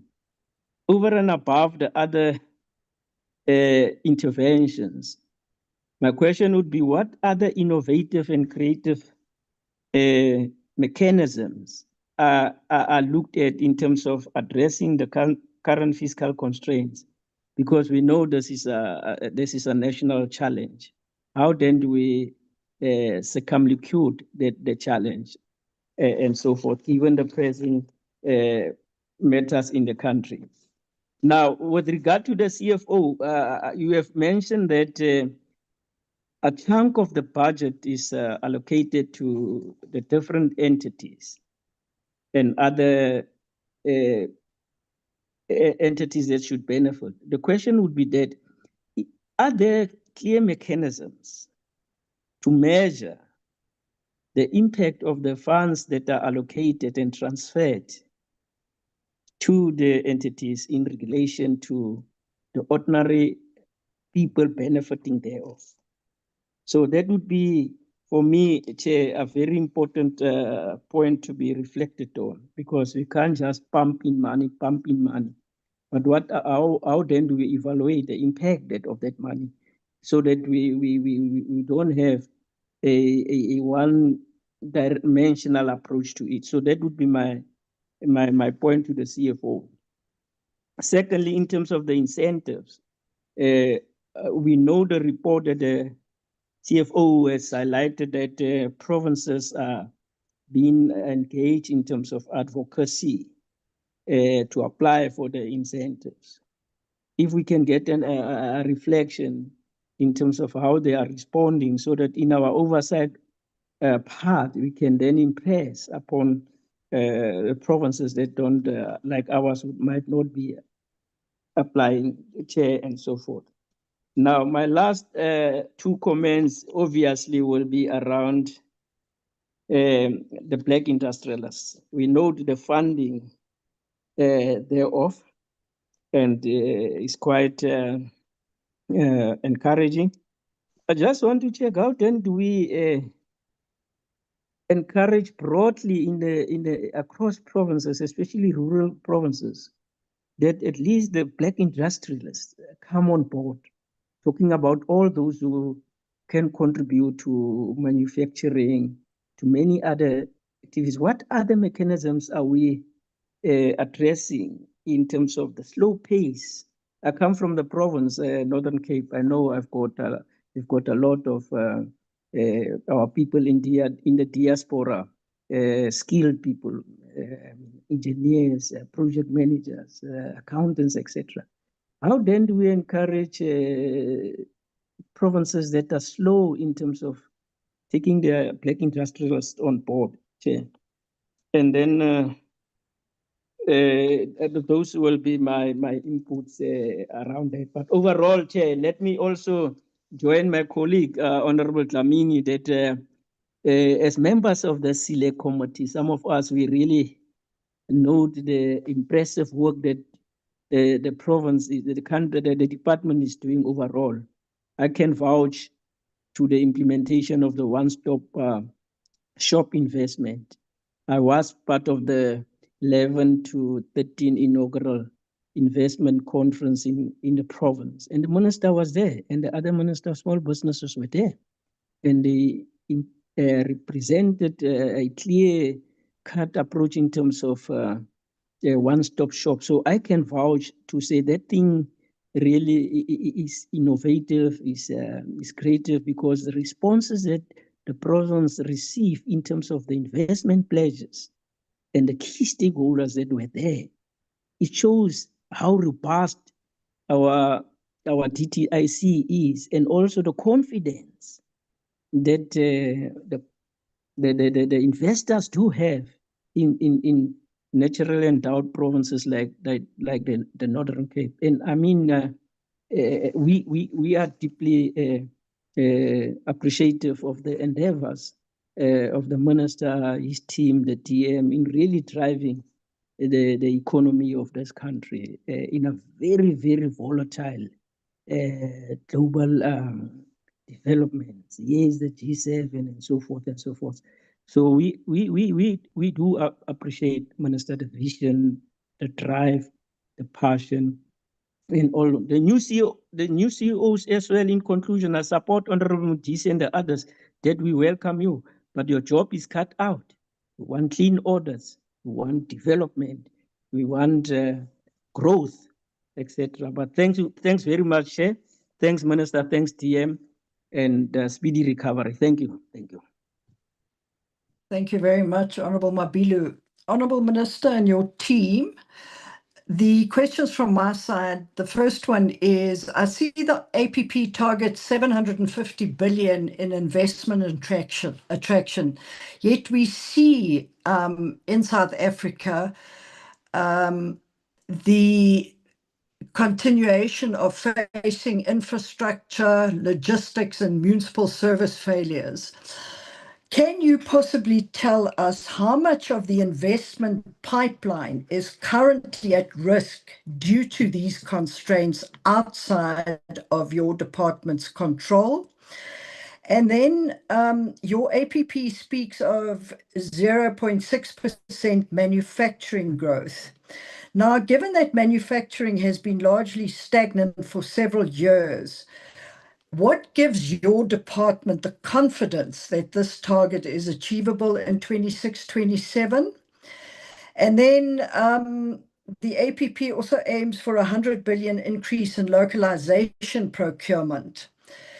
What mechanisms will be used to ensure localization does not simply increase costs to government and consumers? And then the cannabis industry is important to quite a few people in South Africa, and you project a 10% annual growth in this industry. Can you give us information on the regulatory barriers that still exist, and when does the department expect full commercialization? And then with regard to the SEZs, with reference to the Nkomazi Mozambican recently MOU agreement that we signed, how are the South African Mozambique cooperation initiatives being translated into practical trade facilitation measures that will make this Nkomazi SEZ a competitive logistics and industrial gateway. Because this SEZ has been on paper for years and years, and it just doesn't seem to be able to take off. So we need assurance in this. And then most of the members spoke on the MMSEZ.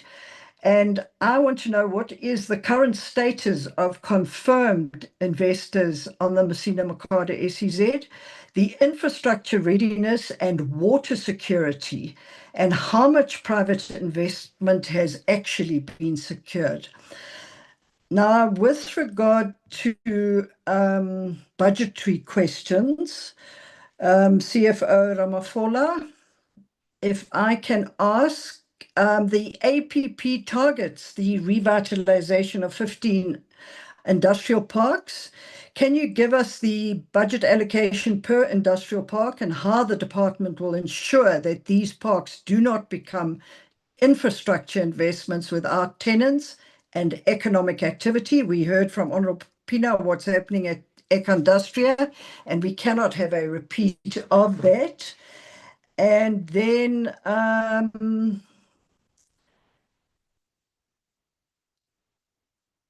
what portion of the department's budget is being allocated to red tape reduction and the Omnibus Bill initiative, and how will success be measured financially? And then, Minister and the department, I'm again speaking to the APP targets with reference to the 750 billion and the 100 billion additional localization procurement. I want to take it further, speaking to the 6,000 industrial jobs, the industrial parks, and 10 operational SEZs. What is your department's estimate of how many of these targets would still be achievable if Transnet performance, municipal infrastructure failures, and water insecurity remain at current levels, and whether the department has quantified this risk in any scenario that is available to us? And then I just want to see, just going through my notes that I took. Minister, if I may ask, we've just been alerted, or I saw on News 24 what has happened with the liquidation that has been averted through intervention by the IDC on Hewlett, the sugar cane manufacturer. I know this is not part of your APP, but whilst we have the opportunity to ask you a question on this, can you tell this committee precisely what developmental outcomes government expects to secure through this transaction, how success will be measured, and over what time frame the IDC expects this investment to become commercially sustainable? And can you possibly inform this committee whether any private sector was approached to see if they were willing to come on board in this regard before approaching IDC for their intervention? And that's it from me. Thank you very much. Over to the responders on the platform for the questions posed by the members. Thank you.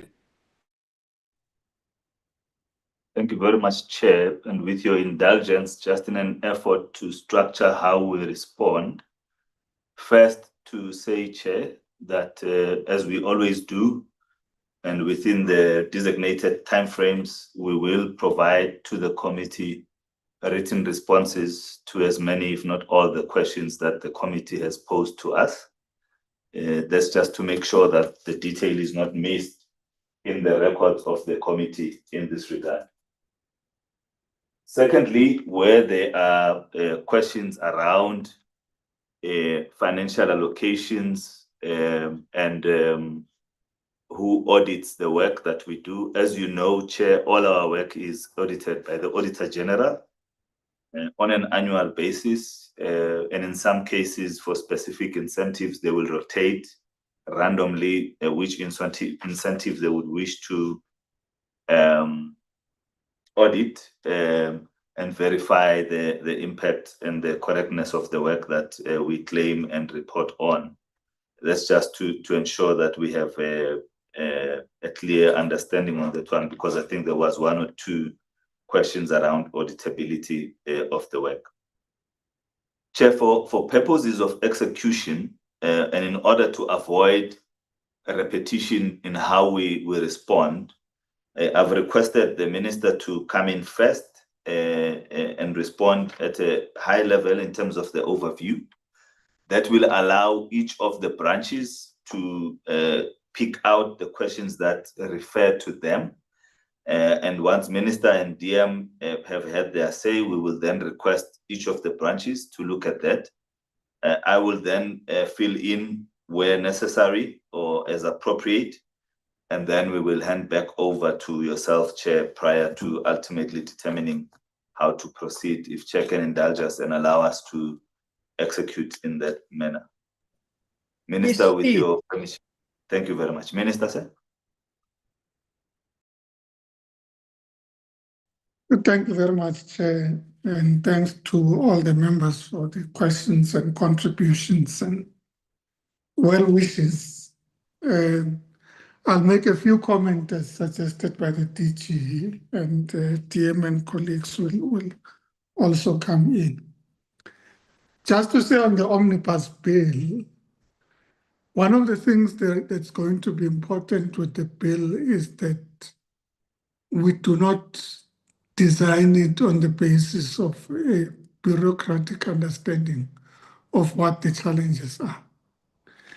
I think it is important that we engage with business, with investors, and with industry to understand the pain points in terms of red tape and attack those very pain points instead of us only trying on our own to define what the experience from business will be. The critical indicator is that it must reduce red tape. So we are going to have to measure ourselves when we come to Parliament, and Parliament would equally measure us on the basis of whether the legislative interventions do reduce red tape and enables ease of business in the country. And then on the automotive sector, in terms of semi-knockdown and complete knockdown vehicles, we have in fact undertaken a process of review of the automotive production development program, and amongst others, how we promote complete knockdown and increased localization in the automotive sector. We are engaging with industry and stakeholders on how to enhance this and what interventions would be necessary to enable us to do this. So yeah, there are specific interventions, but colleagues will come in and share a bit of the detail. Just to say broadly on the special economic zones, we have also done some work in reviewing the way the special economic zones work. And the World Bank has equally undertaken a study on special economic zones in South Africa and benchmarked us against global best practice, including identifying where we can have improvements. We have since agreed with them on us working together to get to a point where we can optimize the functioning of our special economic zones. Admittedly, they are not all operating at the same level. There are those that are doing very well, there are those that are average, and there are those that have not performed well. And as members commented, you can hear which ones have not performed well. And that on its own has necessitated that we provide greater assistance to the SEZs through the PMU the program management unit. We've also designated technical expertise to support the SEZs. We work with the provinces in identifying what the challenges are and what we need to resolve. We are currently working with the Northwest on how we can improve their business case for the Bojanala SEZ. We're equally working with the Free State on matters related to the Maluti-Apofum Special Economic Zone, and similarly with Musina Makado, but the colleagues can share a bit of detail in that regard. On the trade issues, our view on trade is, in fact, we should seek to enhance trade and investment with all trading partners, and that we should deal with the agreements with the respective partners on the basis of the engagements we have with them. So indeed, we have signed the China-Africa Economic Partnership Agreement. Indeed, they have created opportunities for market access, including zero tariffs on a list of products based on the China-Africa Economic Partnership Agreement, and it is in the process of implementation. We have a team that's gone there to sort out some issues around market access and so on. We are equally engaged with, in fact, if you put the EU as a bloc, they in fact are the biggest trading partners. But as individual countries, China and the US are the biggest following each other. But we're equally engaging the EU, including on some areas where there are challenges that we've had with them. And I should say we're also engaging with the Chinese on areas of challenges we have with them and how we can overcome that. And that's why the team is there. They are going to talk about the areas where we think we need improvement in our trade and investment relations and trying to sort out issues on both sides. And we have a free trade agreement with the EU. We are negotiating certain elements within the context of legislation they are currently introducing. But we are dealing with those issues. We are equally engaged with the US. We have sent them proposals on an agreement on reciprocal tariffs, what that could look like. And we're engaged. We had a team in the US a few weeks ago. In fact, over the past 2 months, we've had the team going twice in the US to deal with both issues of AGOA, but also issues of an agreement on reciprocal trade. It does not, however, make it untrue that the US has imposed the tariffs that were initially introduced and overturned by the court and has impacted our trade and the rest of global trade with the US.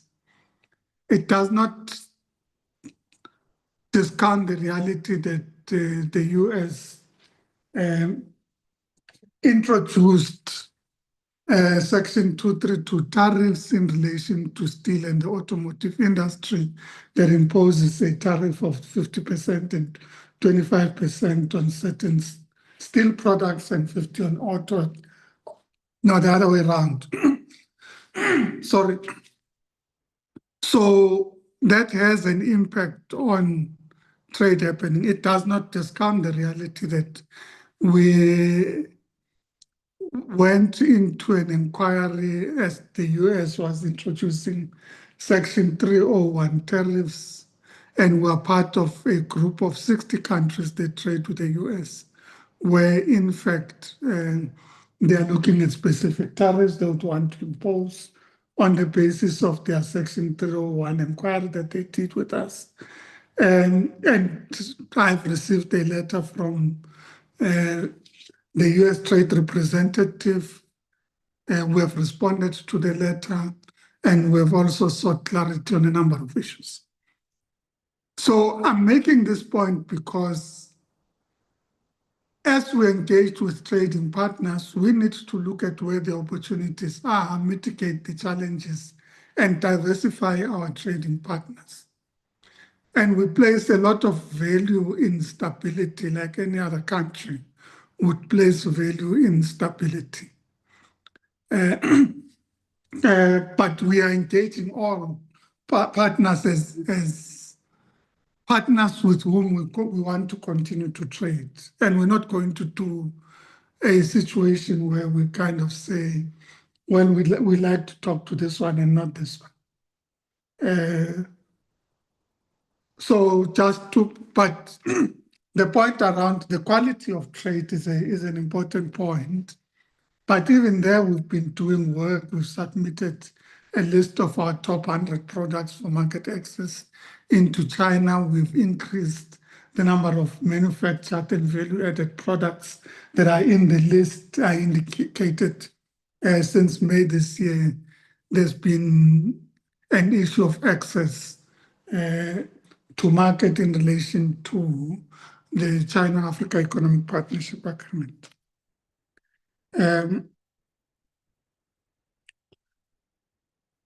Just to make the point, which also has to do with the trade with African countries.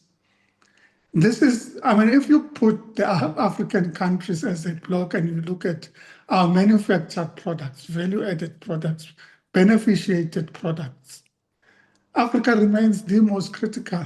And therefore, when you look at our export strategy, we center our strategy around consolidating in Africa, taking advantage of the Africa Continental Free Trade Area Agreement, and optimizing trade with our African partners.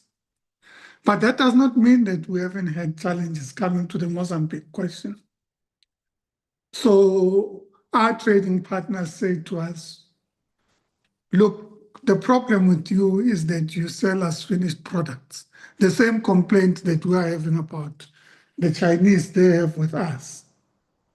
And they say we are actually going to impose certain trade restrictions so that we are able to build our own industry.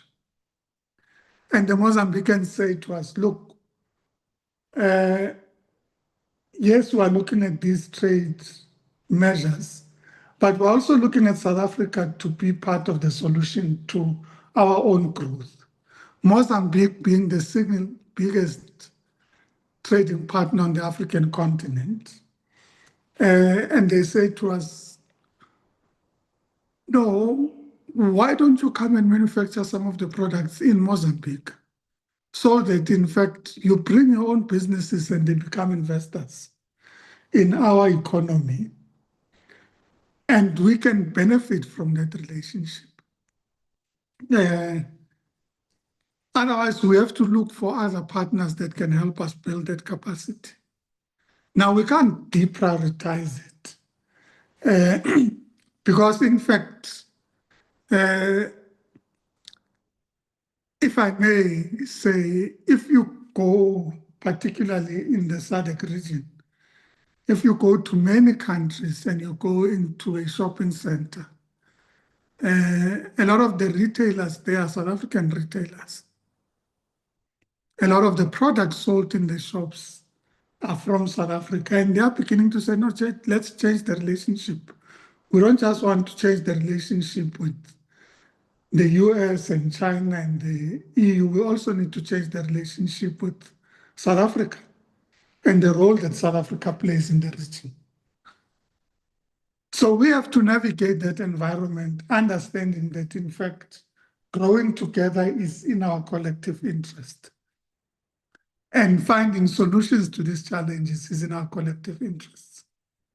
So when we're talking about cross-border special economic zones, about access to the port of Maputo, having common investors in the special economic zone in Nkomazi and the Maputo port, and ensuring that beneficiation happens on a cross-border basis is part of the solution. And we are looking at different modalities of how we can improve the environment with our colleagues and sister countries on the continent. Just to say that with Tonga Tulet,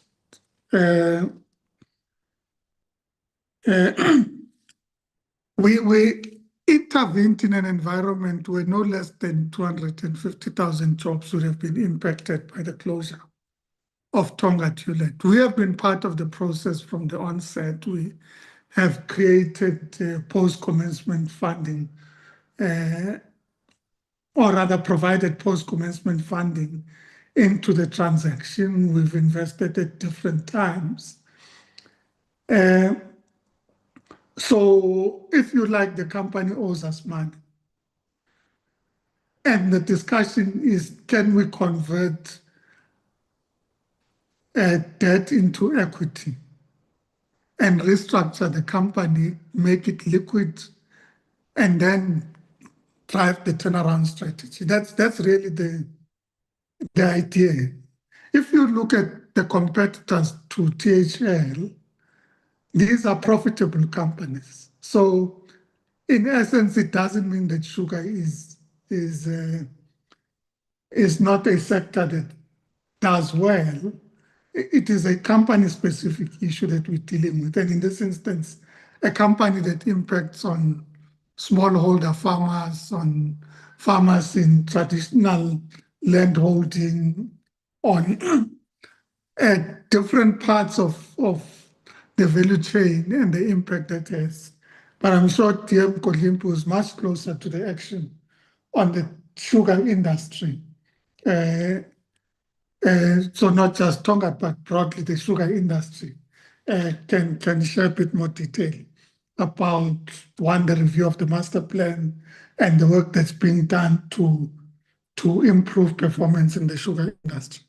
So yes, we're looking at a growth agenda in relation to THL, but we're equally dealing with a mitigating some of the challenges that are there type of agenda. Thank you very much. If I may hand over to the TM, DG and colleagues. Thank you, Chair.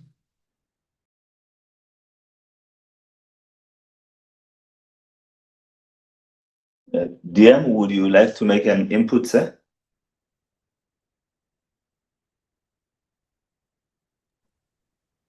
Okay. Please just repeat your question. No, I was checking if DM would like to make an input, but we will proceed and he will come in when he is ready.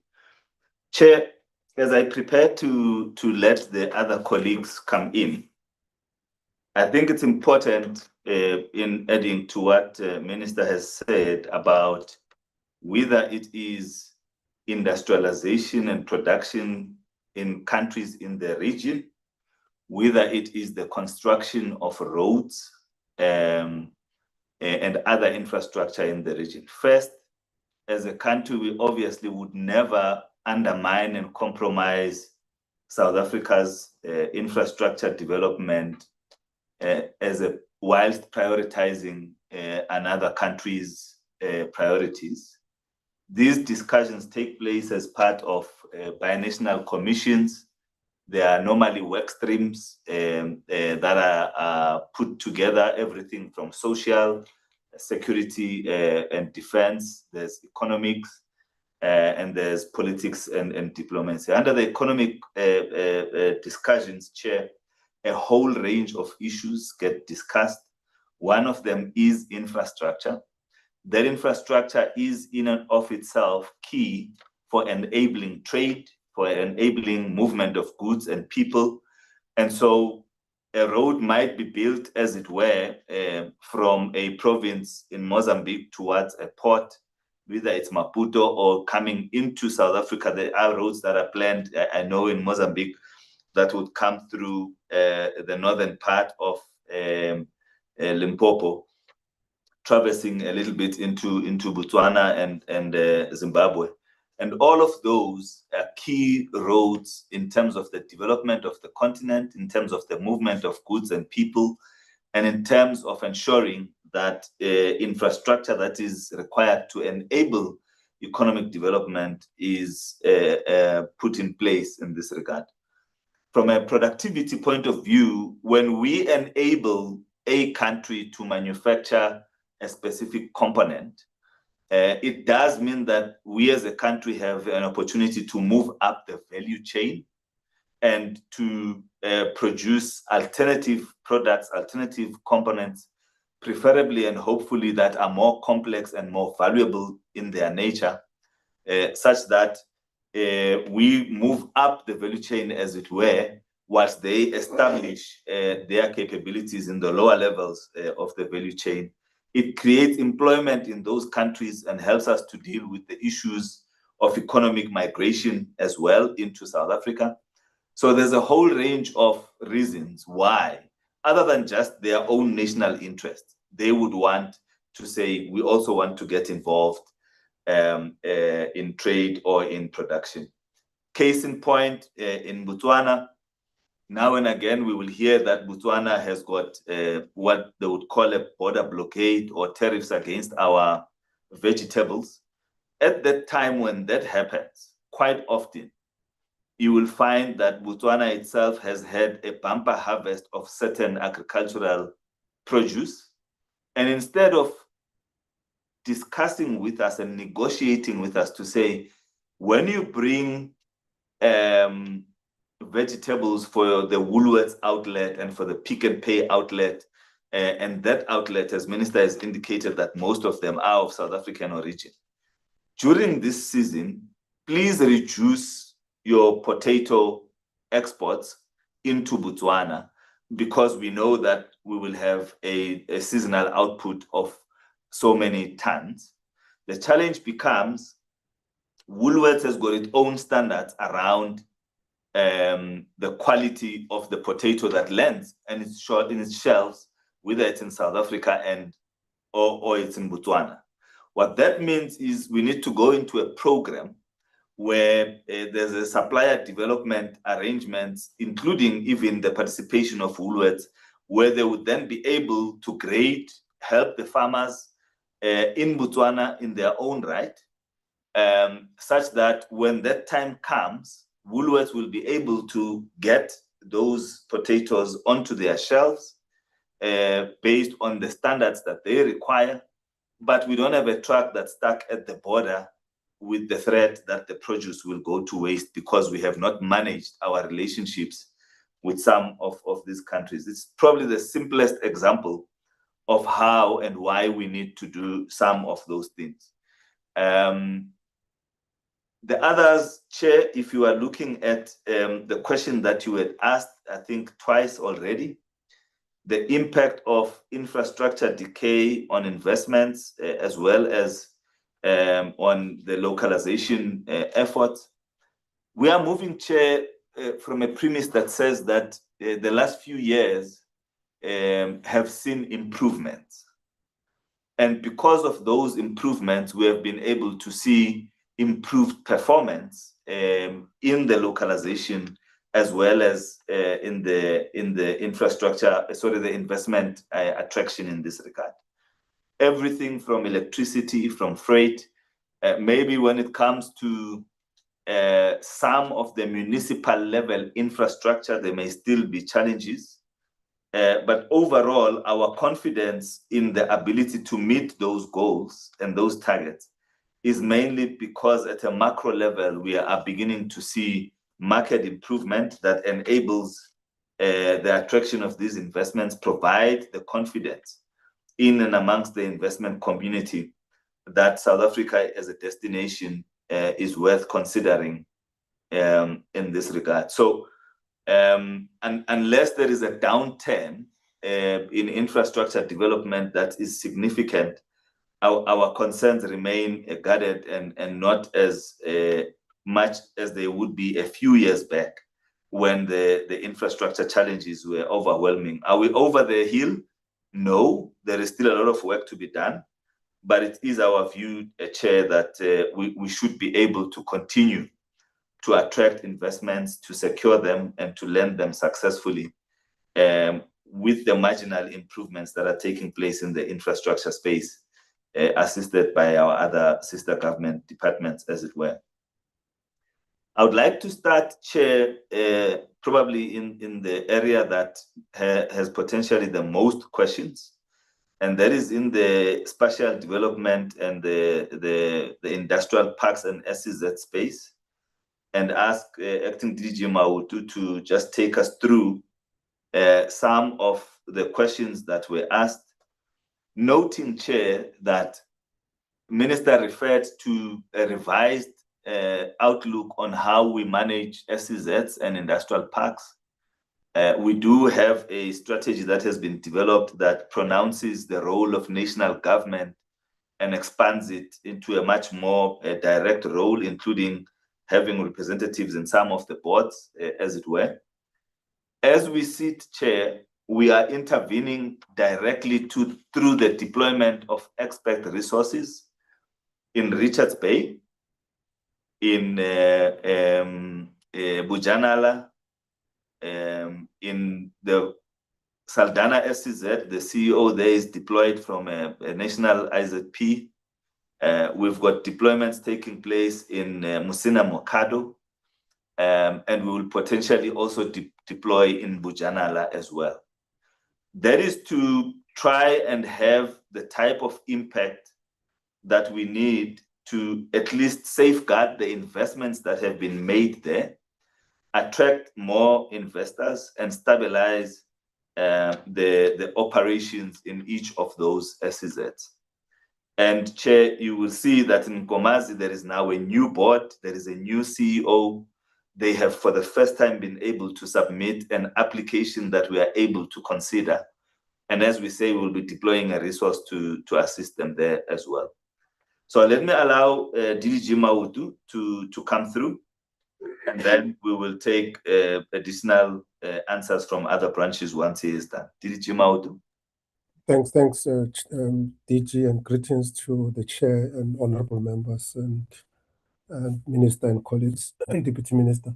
I think let me just start off from where you've left the DG to say that part of the strategy is that we have now, as national government, deeply involved in the implementation of the SEZ program.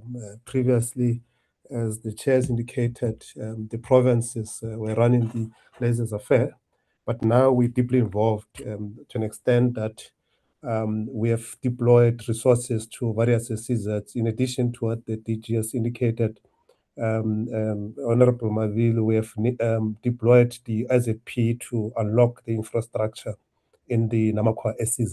They're finalizing the infrastructure designs and application for funding to both the DTIC and the BFI, including the contribution of the province. In addition to that, we have also are also involved in the Nkomazi SEZ on the cross-border SEZ. And perhaps to answer to Honorable Boshoff, I think there is work. As you recall, in the last financial year, we're building the institution. The DG has indicated that we have now appointed a board. We now have executives appointed in the SEZ. Part of the progress to date has been the securing of DP World and the signing of the heads of agreements. They have already started working with the government of Mozambique to build additional rail line in anticipation with the volumes from both sides. Honorable members, the DP World it's operating the port of Maputo, but equally so, we're working with them to establish a dry port on the side of the SEZ. We've concluded the infrastructure designs on the part of the SEZ. Again, they've submitted the application for funding. So the work that would be undertaken would be in the main, the development of bulk infrastructure.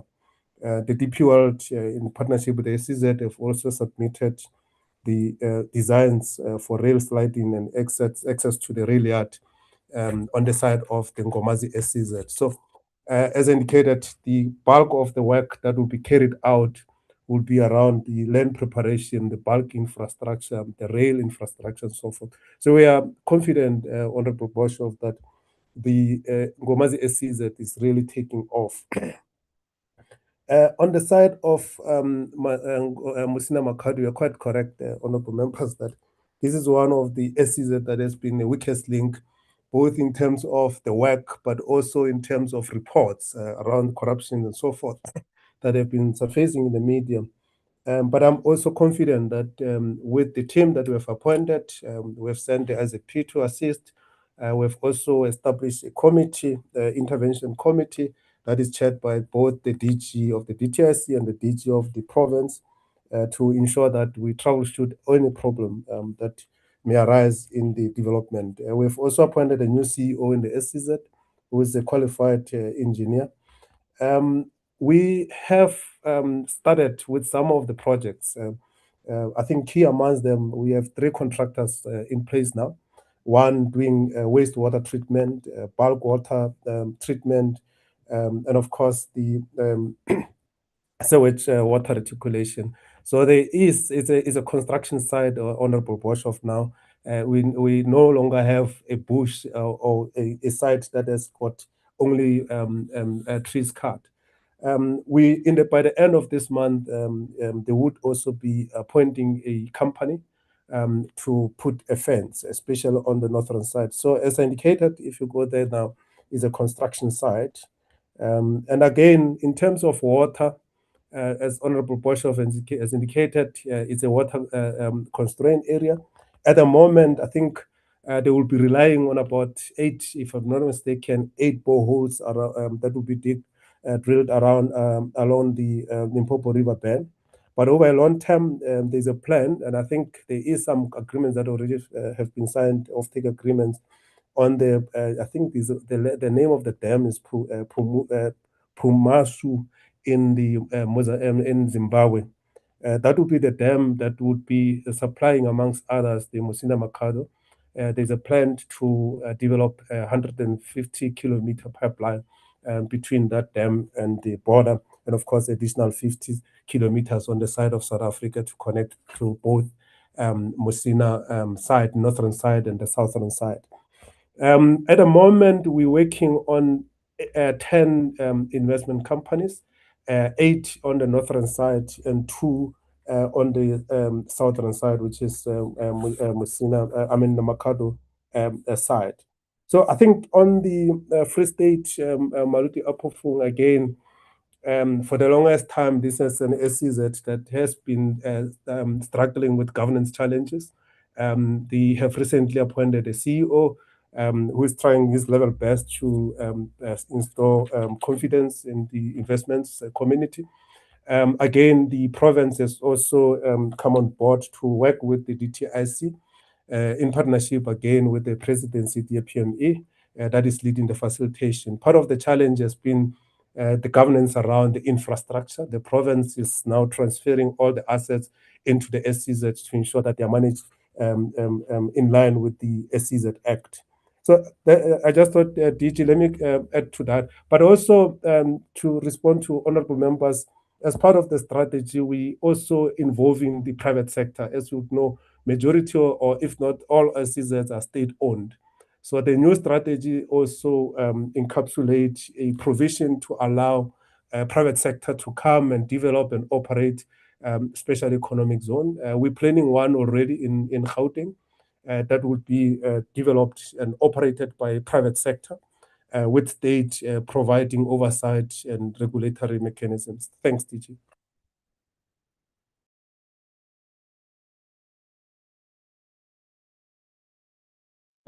Thank you, Tate Mautu. I would like to ask DDG Justice Ngwenya on the incentive side, without expecting him to give the list of all the companies that were funded, but maybe to give us an overview of the performance of in relation to the 5 billion rand in investments. I have already indicated in response to the part of the question, the role of the AG, including even our own internal audit, as well as audit and risk committees.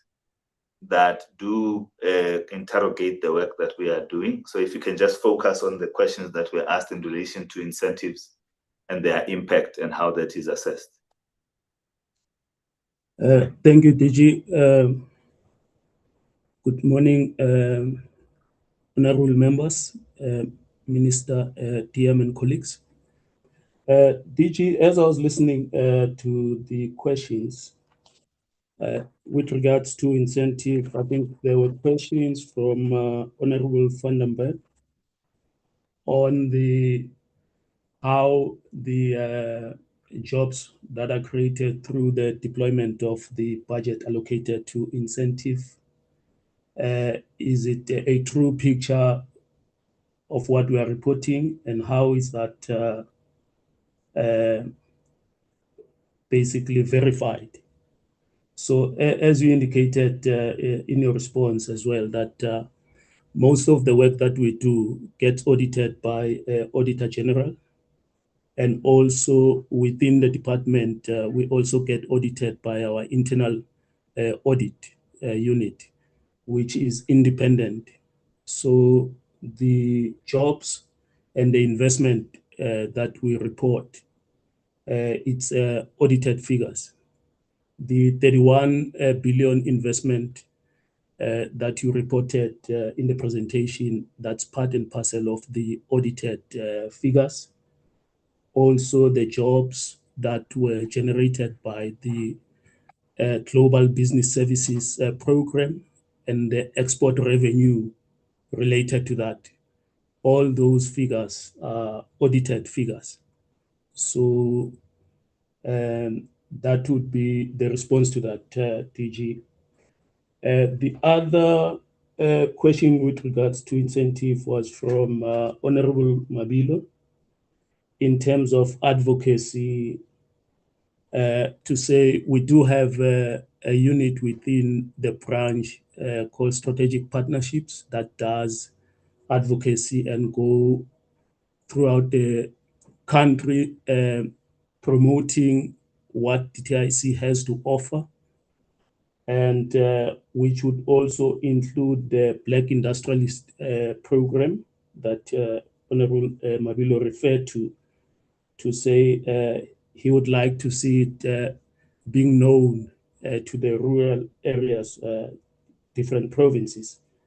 That unit does engage the different provinces, but we do have a challenge with regards to Free State and Northern Cape in terms of uptake. But having said that, I mean, the team is working flat out to ensure that all businesses or entrepreneurs throughout the country are aware of what the department has to offer in terms of programs that we have that support enterprises. So those, DG, are the two questions that I could pick up that related to incentive. And I think coupled with that also, there was a question that was posed to the CFO. However, the budget of that sits with us, incentives, the industrial park budget. So for the current financial year, I think that question came from Honorable Boshoff. It's sitting at just over 50 million, which means if we're targeting about 15 industrial parks to actually be revitalized at just over 50 million for about 15, you're looking at almost around 3.3 million per park that would then be allocated to do some revitalization work within that park. So it is an area that is challenged in terms of budget, given the work that needs to be done. However, to ensure that we meet the target that we've put in there, that's the allocation that has been given to the industrial park for this current financial year. Thank you, DG. Thank you very much, Mr. Ngwenya. Chair, there's been other questions as well, which I will attempt to touch on, especially in the absence of one of our key team members on the industrial and sector side, who is involved in the negotiations with his autos team abroad as well in this regard. But I will start first, Chair, with, before I go to the industrial sectors, I will start with the omnibus bill. The Minister has articulated the importance of having a business experience-based approach to how we put the omnibus bill together. Chair, the other side of the omnibus bill is about who tells us, other than the investors themselves, who tells us that you've got a red tape? Who tells us that it is not easy to do business in South Africa? And if you look globally, you have different surveys that get done and rankings.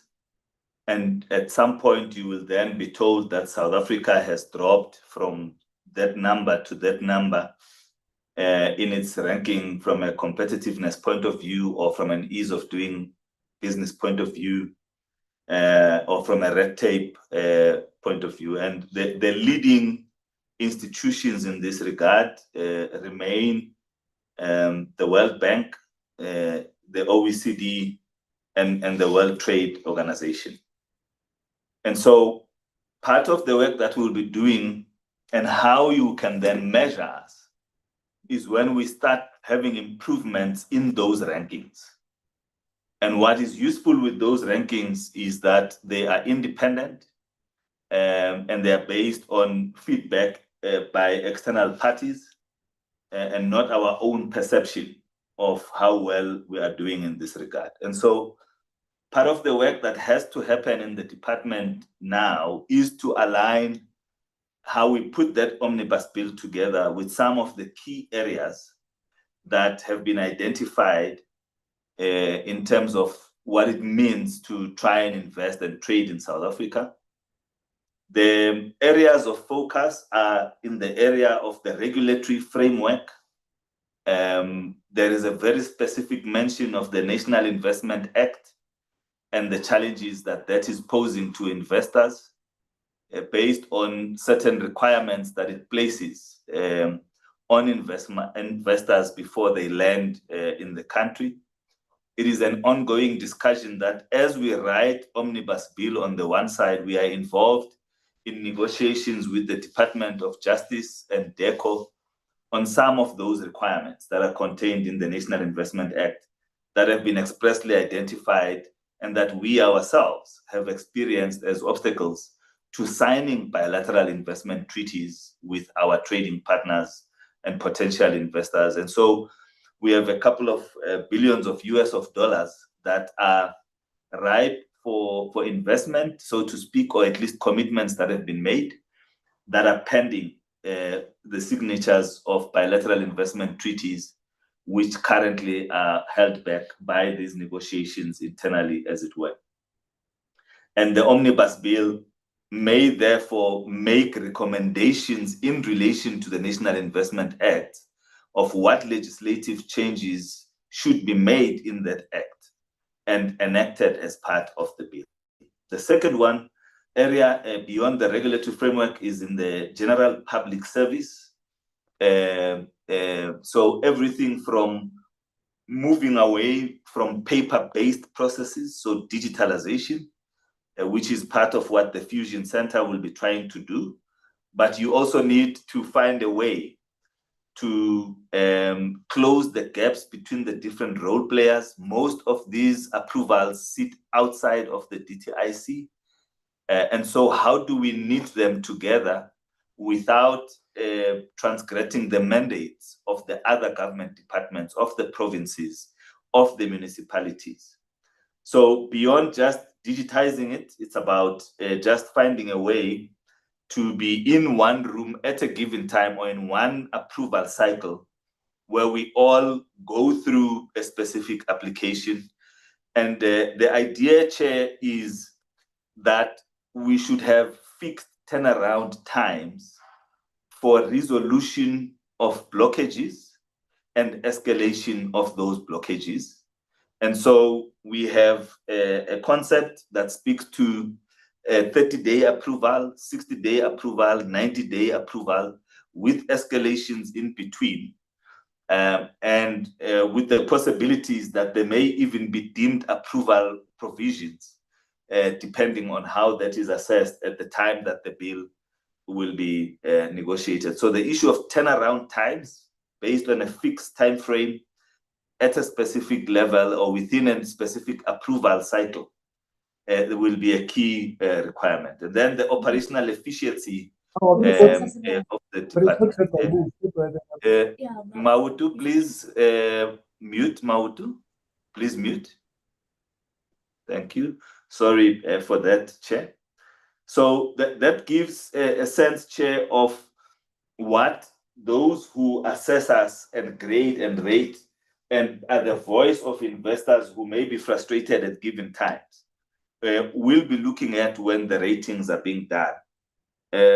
Second, Chair, there is a discussion around a very specific set of legislation that would need to be looked at. I've already mentioned the National Investment Act as one such act that needs to be looked into.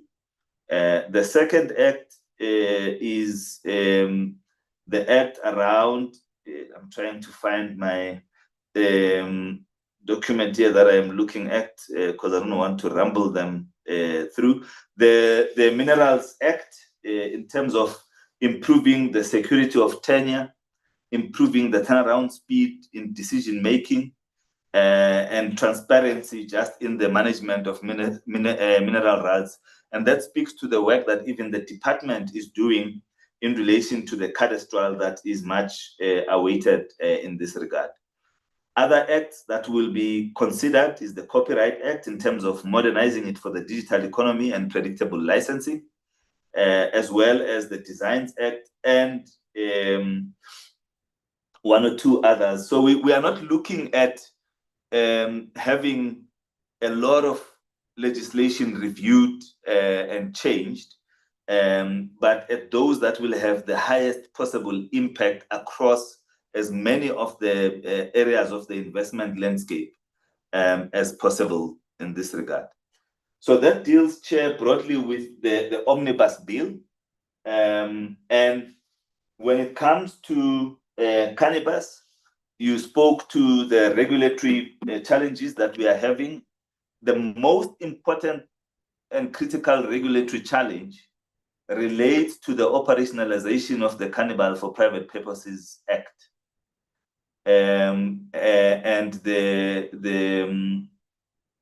public comment process on that had closed. There were supposed to be regulations that should be issued, specifically speaking to the amount and quantities that are permissible for possession, for transportation, that speak in a manner that proves that you are not dealing or trading, but you are using this for private purposes.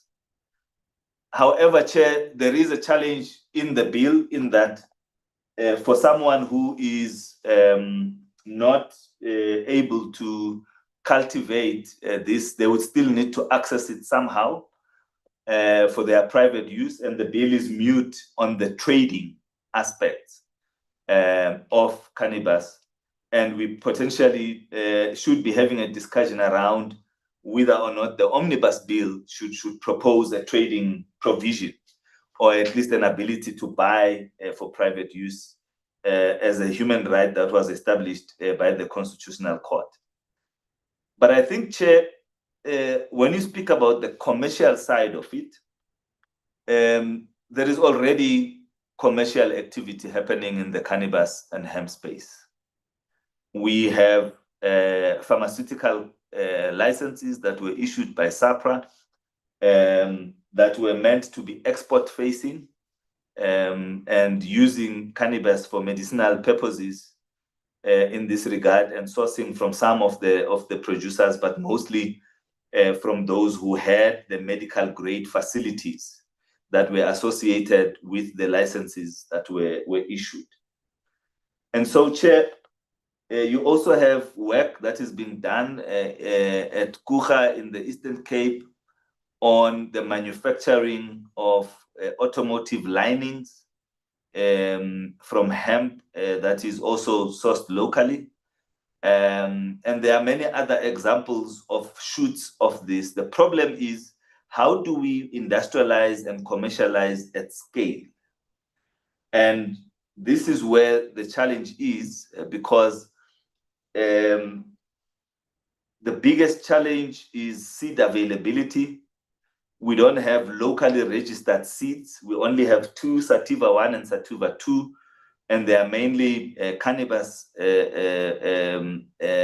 hemp strains for which there has been a replication program, but it is not sufficient for the level of industrialization that we require. We did want to undertake a pilot exercise to replicate seeds, but using local land-raised strains.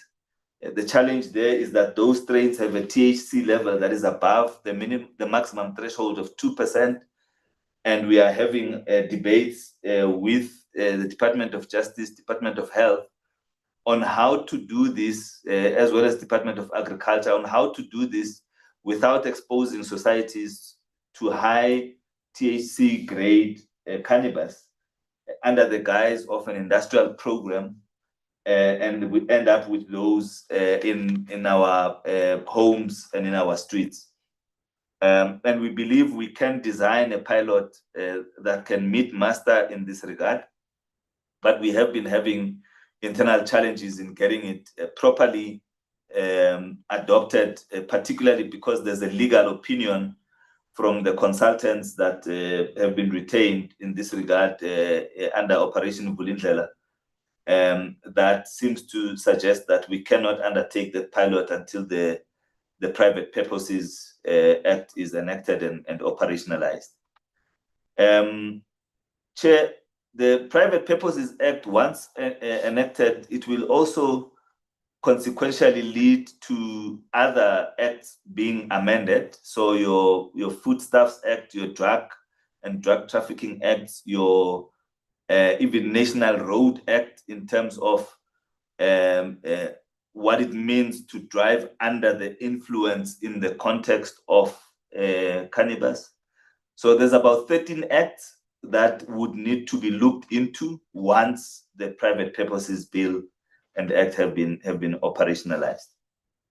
Chair, in relation to the 6% manufacturing increase target, why we are confident about it and ambitious about it is that in the previous financial year, we managed to achieve, based on our own interventions in the department, a 0.4% increase.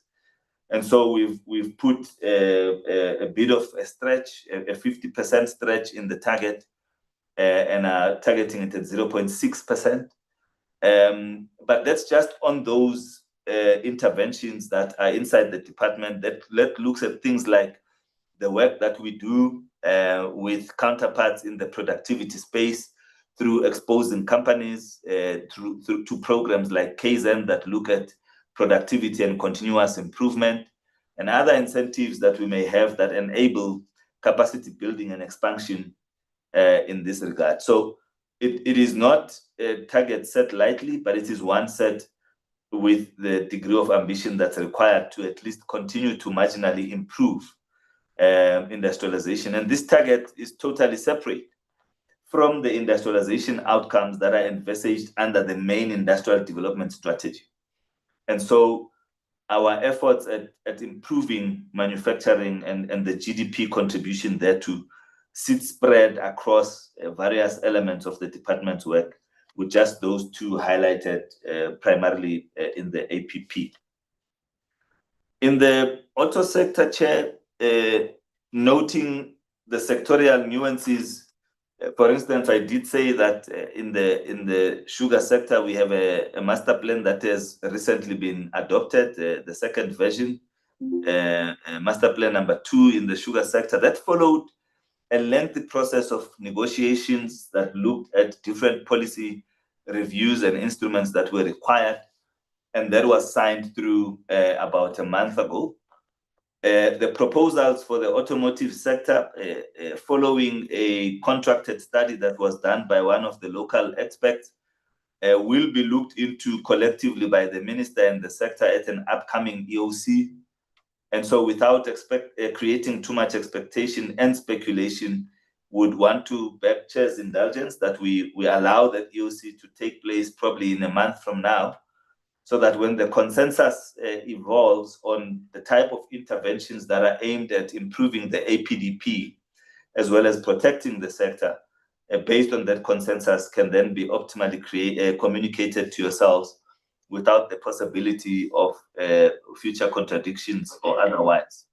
Suffice to say, Chair, that obviously there will always be possibilities of leakages in how some of the items, not just vehicles, but other products get imported into the country, where importers may try to declare or under-declare a specific item in a manner that leads to less duties and tax. And Chair, that is something that is being done, the work, particularly with SARS, as well as the illicit trade task team that is looking at the challenges that take place at our borders and elsewhere from a trade point of view. We did in the past mention how the utilization of the product rebate certificates by our local producers has enabled some of the imports to come in on the basis of what the conditions of those product rebate certificates enables. And that may also be seen as some form of leakage in this regard. And it's part of the discussions that we are having with the sector in this regard. But in our work, Chair, as you have seen, we work towards encouraging and enabling new OEMs in particular to land as optimally as possible, but also to commit to manufacturing and full assembly here in South Africa. And the case in point of that materializing will be how Cherry will land at the preserved Isuzu plant in Roslyn, where through that effort, we have not only saved the infrastructure, saved the jobs, just about 800 of them, but also will be moving towards a proper value-added manufacturing from an automotive perspective in the first 2 to 3 years of that plant, if not earlier, Chair. So those are the answers broadly. If I have missed any, the colleagues can also raise their hand. And Chair, you are also at liberty to not only maybe nudge and remind us, but also to have a second round of questions come through, time permitting, and based on your priorities. Chair, I hand over to you, Chair. Thank you. Thank you very much for a comprehensive response to the questions. Members, can I just ask, are there questions that were not responded to? By show of hands, let's see, 1, 2, 3, gone. Minister, through you, Honourable Montwedi did ask, or he indicated in the beginning that he had to excuse himself, but he was able to get back onto the platform and he has some questions. And I see it is now 11:53. Honourable Montwedi, I did indicate on the chat group that you could do it in writing, but if you have pertinent questions, please keep them to the minimum, and I'll give you the opportunity to ask them and then the department can respond. Honourable Montwedi, over to you. All right. Thank you very much, Chair. And thanks for that opportunity. A very good morning to the Minister, members of Parliament and the team there. Chair, My apologies if I'll get to ask questions that were answered, but I'll try to keep them very short. Just the first one, Chair, is that on slide 9, the department is speaking about the red tape reduction. I want to specifically speak to an issue of the amended Companies Act, I think it's 2018, if I'm not mistaken, where companies are required to pay annual returns and a certain fee is imposed on companies irrespective of whether they have traded or not. Whereas when a company do submissions to SARS, if they've not traded, they can just do zero returns, not expected to pay anything. So I want to ask the department to say, what red tapes are you talking about when your entity has imposed a red tape like that, where irrespective of whether companies have traded or not, they need to pay that particular amount? That is in your slide 9. The other question, Chair, is around slide 4, where the presenter did speak about accessibility and the cost of fertilizer. Now, the cost of fertilizers in the past 4 to 5 years has gone exponentially high to a point where farmers are no longer making money. Now, I want to ask the department to say, what is it that they are doing to assist the Department of Agriculture, because the Department of Agriculture is struggling with a unit that has to deal with approval of fertilizers to be produced locally. And how is the department dealing with this from a policy point of view in partnership with the Department of Agriculture? Because there are people that are willing to do fertilizers at a cheaper cost, produce them locally, but there's that hurdle, which one can also refer to as a red tape. Now, Chair, the other questions, I will just send them through on my email for oral reply. But just the last two questions that I want to pose is that there's a DTIC grant scheme that they spoke about, the Black Industrialist Scheme and the Agro Processing Support Scheme. Now, these schemes, there are red tapes there. You come here, Minister, you claim to remove red tapes, but these schemes have got red tapes where our people are unable to access them. And maybe let me tell you what the red tape is about. The schemes, they disadvantage poor entrepreneurs without a balance sheet, as the approved grant is not available on day one of project implementation, but can only claim once the capex is commissioned. Now, I want to ask the department to say, why are you not considering the model on blended finance that is used by the Department of Agriculture, of which you yourself, IDC, you are implementing some blended finance program? So there's a red tape. So tell us, how are you dealing with this red tape where people cannot access portion of a grant? They must first use their own money and can only access portion of the grant provided they've utilized their own money. It's a red tape. Why are you not dealing with that? Why are you not implementing the approach of the Department of Agriculture where they're doing the blended finance? The last question, Chair, that I'll end with, and once again, thanks very much for the opportunity, is around the poultry master plan. Now, Minister, we have slowing of opportunities for black growers in the past 2 years, as large integrators are no longer giving off takes. And your department, I want to find out on your plan to say, how are you going to ensure that the second phase of the master plan prioritized black contract growers? Because currently, the big growers are no longer giving off takes to new players that would want to enter the space. And with that, Chairperson, I don't want to abuse the platform, but thanks very much for having allowed me to come later. The other questions, I'll just take them through the department on written reply. But they need to speak on those red tape issues that I've raised. Thank you very much, Chair. Thank you.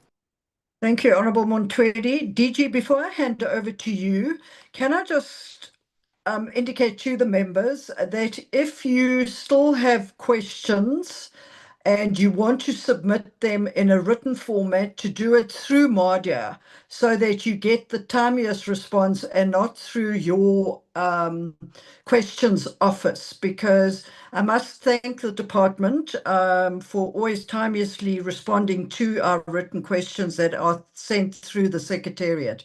Over to you, DG. Thank you very much, Chair. Chair will hazard a few answers which can be supplemented by the colleagues in due course, starting with the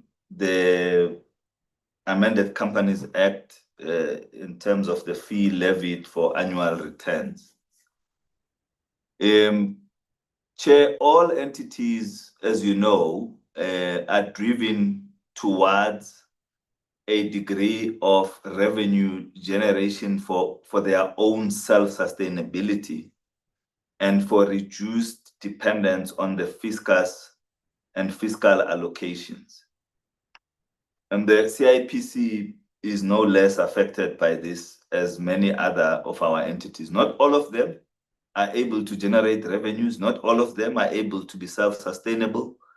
And I think one of the key support roles that Parliament can play is in the allocation of the budget that even goes as far as protecting that budget in as far as it comes to specific mandates, so that we can be able to reduce the burden on the public in certain areas, including areas like these. As you would know, SARS, though it may be levying a zero return, as the collection agency of the state, does so quite efficiently and justifies some of its activities on the basis of revenues collected.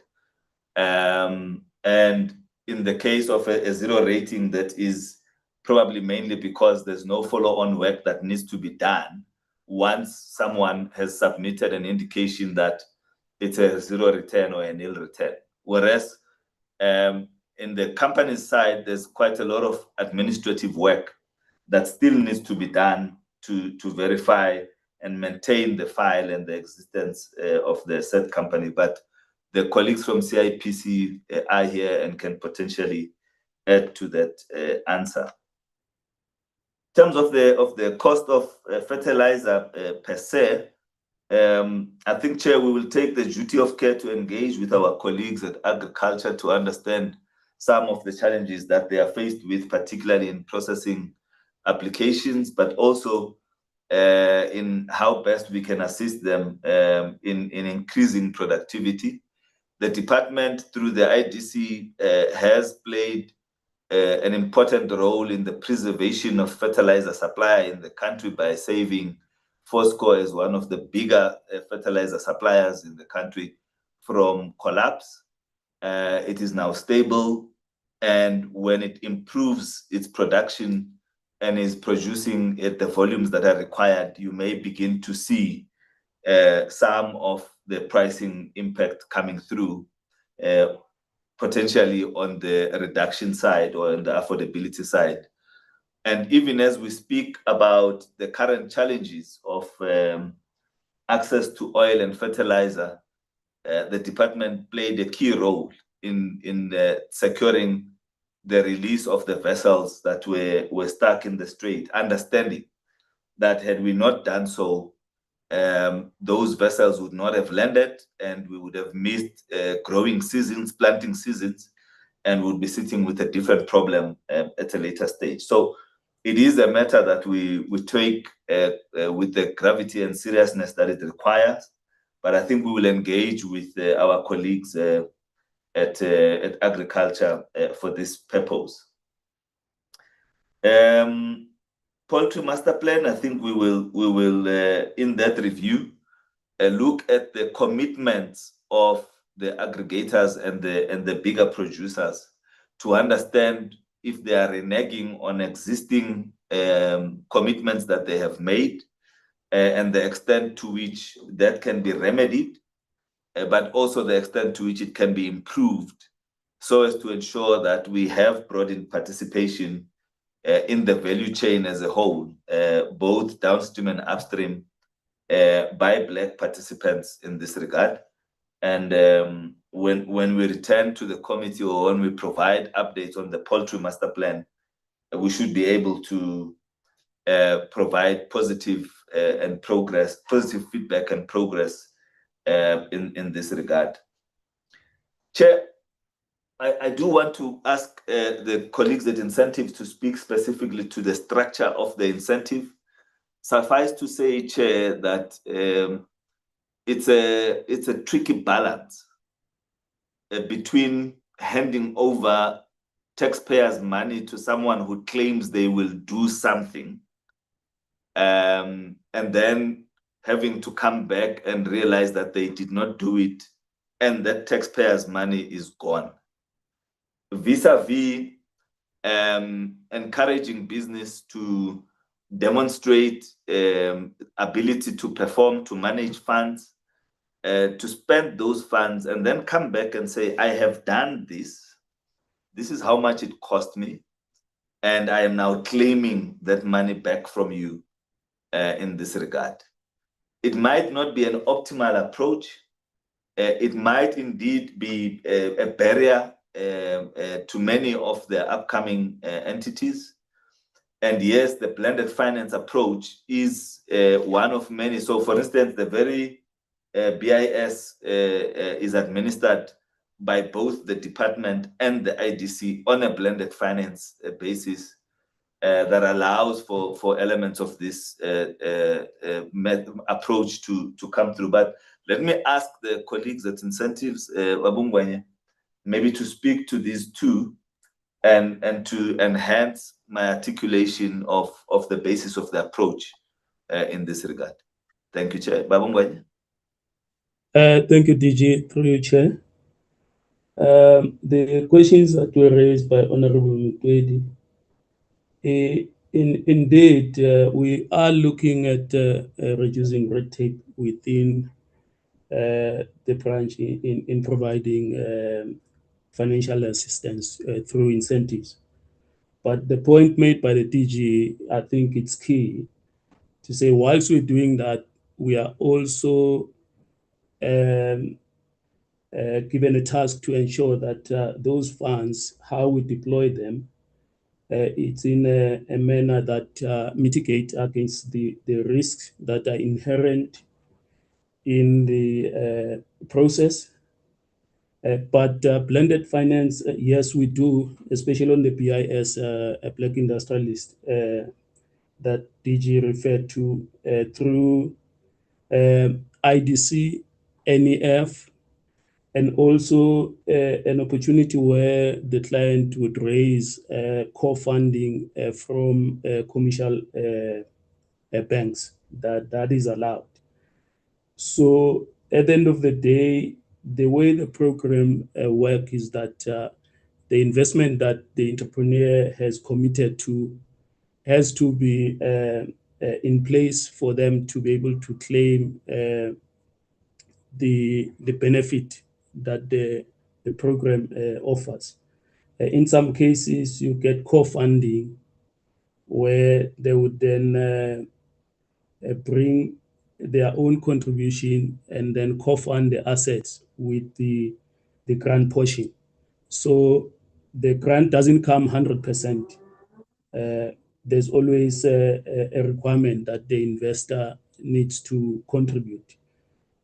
However, going forward, we are reviewing the programs in trying to make sure that they are being accessible with ease whilst taking care of the risk inherent, just to make sure also that how we deploy and allocate the funds, the department is not found in a loss situation whereby the money has been claimed, but the assets either are not there, or if they are there, they are not being put into production.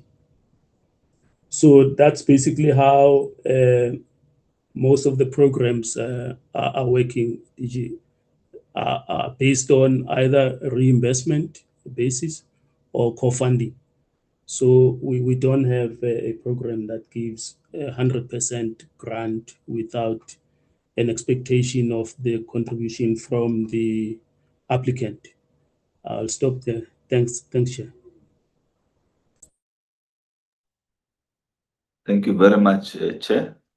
DG, before I hand over to you, I see Honorable Montwedi's hand is up. Could I just ask if he wants to respond on something? Honorable Montwedi?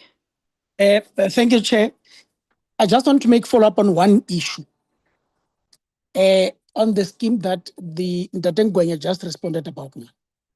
So the DG says the risk of giving taxpayers money to someone and then that someone claiming to have done something. So it means you yourself as a department, you do not have mechanism to put in place to ensure that when you give taxpayers money to somebody who claims what they will do 1, 2, 3, they will actually do that. So when you are then putting, you see it fit to create a very big mountain for them to climb. Are you saying you are supporting business that you do not believe in their feasibility, that they will be feasible to be able to deliver? How can a person go do a business proposal for $1 million or whatever and a chance taker? And then you come here, you are telling us that people will be claiming they're going to do 1, 2, 3, when in actual fact, they're not going to do that. So because you are failing to put systems in place, you think it's best to impose. It's just very irresponsible. But I accept what Ntatengwenya says to say they must look into that. But when you look into that, don't look into that with the view of the DG, where they're saying people are claiming. People are not claiming. Some of these are well-established business. They don't have the money to put up front for them to do whatever that you are saying they must do, then they will come at a later stage. That's a very big hurdle that is impacting on our people to come into the mainstream of this economy. So we must never get that response when you're saying people are claiming. Why are you as a department not putting systems in place to mitigate against that? Because you don't have systems to mitigate against that. Now you want to block everyone by bringing this unreasonable thing. Why will a person get 20 million to spend and then you give them another 20 million grant at a later stage when you've approved them? You must not do that. Give our people the financial support that they need so that they grow the economy, so that they create employment. We are struggling in terms of job creation because you are sitting with money there. You don't want to release money because you don't have systems to monitor. And you are imposing this very difficult, unreasonable red tapes on our people. Don't do that. If a person goes and asks money from you, where will he get the 20 million to spend first before a program? But I accept that that thing must be reviewed, but it must not be reviewed in that spirit that this DG guy spoke about. Thank you, Chair, for the opportunity. Incoming Minister. Honorable Mtwedi, we must really try and keep our questions that we ask within the spirit of the meeting that's taken place. I see a Mr. Justice Ngwenya. His hand is up. Could I just ask who that is? All right, it's gone. Yes, No, it's. Yes, Chair, it's mine. Is that somebody from the department that's going to respond to Honorable Mtwedi? Yes, Chair. Thank you. Thank you, Chair. I wanted to make a follow-up input to say some of the experiences that we've experienced, especially on the blended finance, where you'd find that either IDC or NEF is supporting the entrepreneur to acquire the asset. And they would enter into an arrangement that when the entrepreneur claims the support from the department, they would then make good to the arrangement that they've entered into with the either IDC or NEF. Now you find that NEF or IDC will then provide bridging finance for the client to acquire the asset. And upon the asset being delivered, then the entrepreneur would claim the grant from us. And then we pay what is due to the entrepreneur. But now the entrepreneur won't tell IDC or NEF to say, I've been paid, therefore I can service the bridging finance. And then you find now IDC inquiring if the entrepreneur has been paid. And that creates a problem. These are some of the challenges that we have. But what we've since done is to encourage a session arrangement whereby the entrepreneur would cede what they would get from us to the provider of the bridging finance, be it NEF or IDC. So just to say, the point made by the DG is that some of the challenges that we face are these, because when we enter into these arrangements, we enter in good faith, in support of the entrepreneurs, but you do get these situations whereby the entrepreneurs themselves, now, they wouldn't honor the agreements that they've entered into with the other finance providers that are involved in the transaction. So it's something that we are looking at to ensure that those that are doing things in good faith are not affected by the controls that we put, because those controls are sometimes recommended by Auditor General when they audit our programs, and some of them are introduced by us in trying to safeguard and mitigate against the inherent risk in this space.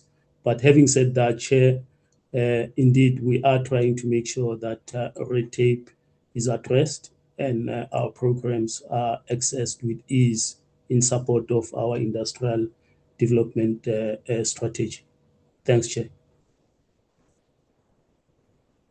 Thank you very much for that. DG, do you have anything else to add, or can I hand over to the Minister for his closing remarks? Chair, just two things. Thank you for the opportunity. Before we hand over to the Minister, I think the CFO has got an answer to 2 or 3 of the questions that were missed quickly. But also to say, Chair, I think the department is not sitting on any money that it is not spending. We spend in excess of 98% of our budget above what most departments do. And we actually need more money to be able to fund more applicants. And part of these controls are to ensure that that money which does get spent actually is accounted for and has got the impact that it requires. So it's unlike we're hoarding money and refusing to fund applicants. The department does its darndest annually. That's why that 5 billion rands was what was in the budget almost to the T that was fully spent. There are more applicants.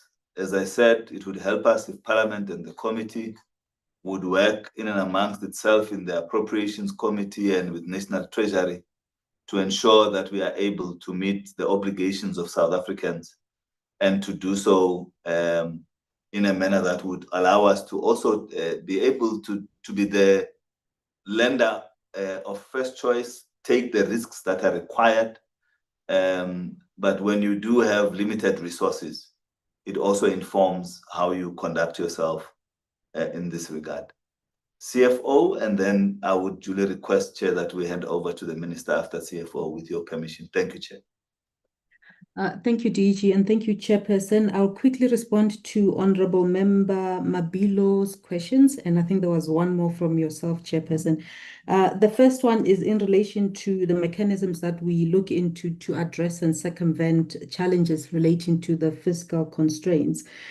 Chair, it has been mentioned, and it's one of the key things that we are looking at, or we are currently doing, the issue of blended financing. We work very closely with our DFIs. We also look at issues of concessional loans to make sure that we assist the companies, and not only assist, also trying to make sure that some of the funding or the schemes become, they have an element of sustainability within them from reflows that would come through. The other element that we look at is basically in monetizing some of the international partnerships that we have. An example would be work that we're currently doing in relation to the just energy transition. So we look at those partnerships, look at where we can monetize, and then we tap into that and actively then become a participant and a partner in those key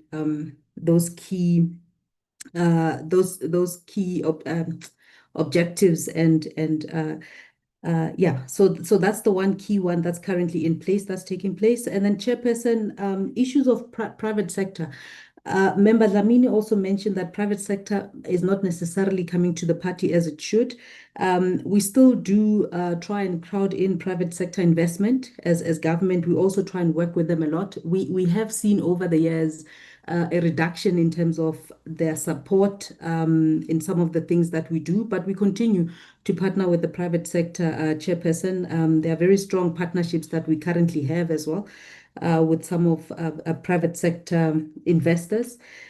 Chair, another element that we look at as a department is on the levies and penalties that we then levy against people who are non-compliant for various acts.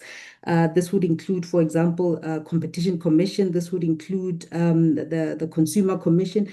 The challenge we've always had is that the levies that come back into the department, they must go back to the revenue fund. And this talks to the point that we're not necessarily a revenue generating department. And as a result, we have to then go back to the National Treasury and request that funding back. We have been having discussions as well to see how we then bring back that funding so that it funds the very work that we are doing in us getting those levies or those penalties. So this will assist in basically ensuring that we have additional funding within the department. Chair, did you touch a bit on the issue of entities? We had also spoken to our entities requesting that we look at their acts or regulations in particular to see where we could possibly monetize some of the services. Obviously, this is a balancing act because we don't want to also put a burden for the citizens in terms of services that we provide from an entity perspective. But where we can monetize and put in and be able to fund certain elements of the work that we do, we have been looking at that. So some of the key work that is ongoing at this point. So that was the first part, Chairperson. The next one spoke to issues of the funds allocated to entities, how we basically monitor those. Chair, just to indicate, firstly, from a planning perspective, we've adopted a very a combined approach in terms of planning, number one, to ensure that everyone's APP is aligned. And you'll see if you look at the APPs that have been attached as annexures, that all of those talk to the apex priorities of government. So we make sure that we align and we talk to specific outputs such as jobs and not necessarily reports and so forth. So that's how we ensure that our entities, the funding that they have, it talks and addresses the challenges that we have as a country. And also the issue of monitoring as well. There's active monitoring with regards to entities. Firstly, the normal quarterly engagements that we would have with entities. We as a department have actually taken it a step further. We now have these on a monthly basis where we look at how you have performed, what are the challenges, how do we also step in. Chair and members, you'll also note if you look at our own APP, we've included a target that talks to the performance of entities. So we expect each and every entity to at least achieve 80% of what they have set for themselves. So this is us actively monitoring what the entities are doing and how they're spending the funds that they have. Obviously, the entities that have their own funding, the CIPC, the national lotteries, but even with those, we still ensure that there's that level of monitoring. It's the same way. So we have those meetings with all entities. As you're seeing in this meeting, we've invited everyone. And then, Chair, there was a question relating to the reflection of how the provinces are responding. It has been touched on, but what I want to indicate is that if you look at the 5 billion, that was disbursed in the previous financial year, the financial year we've just closed. 1.4 billion of that went to support enterprises that are outside the metros. So I think even though there's still work that needs to be done, I think we can see traction in terms of the uptake from certain provinces. DDG Ngwenya did speak to the challenges on the Free State and the Northern Cape. And then Chairperson, you had two questions, but the one was responded to. The last one was on what is the allocation relating to the omnibus and the red tape reduction. Chair, the regulation branch, their allocation is currently sitting at 380 million. So that is the funding that they will be utilizing to implement all the indicators that are sitting in the APP within that branch, and you'll see the bulk of those talk to issues of the red tape and the omnibus and so forth. That's where I'll pause. Thank you very much, Chair and DG. Thank you. Thank you very much for those responses. Greatly appreciated.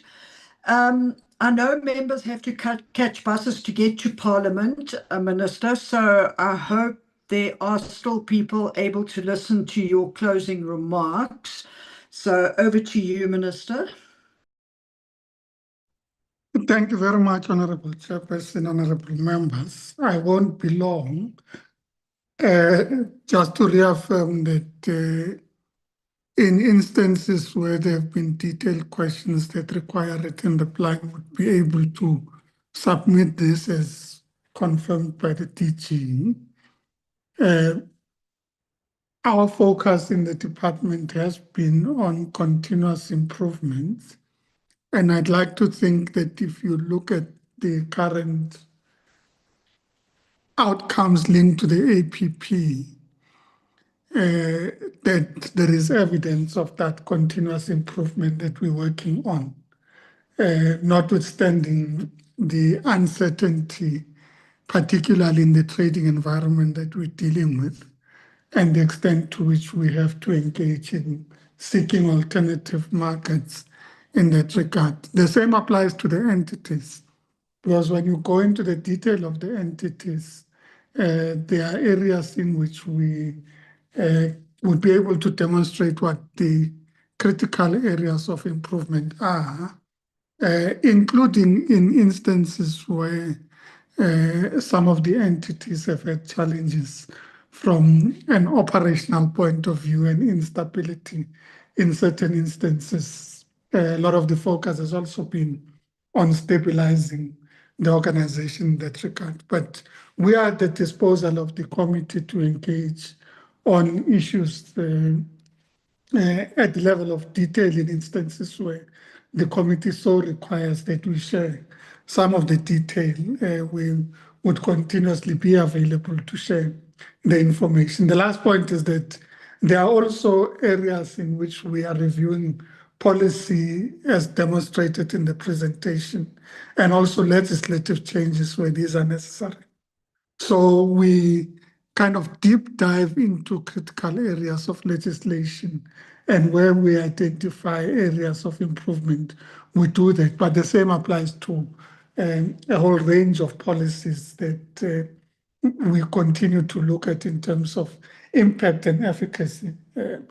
And certainly would look forward to engaging with Parliament on issues of those legislative changes and areas in which we could resolve some of the problems as demonstrated in the intervention on the general laws amendments or omnibus bill that we are presenting, that would look at various pieces of legislation to enable us to improve the operating environment for business in the country.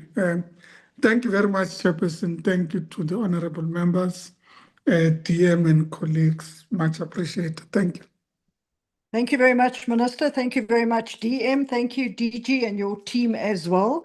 Just to the honourable members, I'm requesting that those that do have written questions ensure that it reaches Mardia by close of business on Friday so that she can submit it. If it is not received by Friday, then you have to follow the usual route for these questions.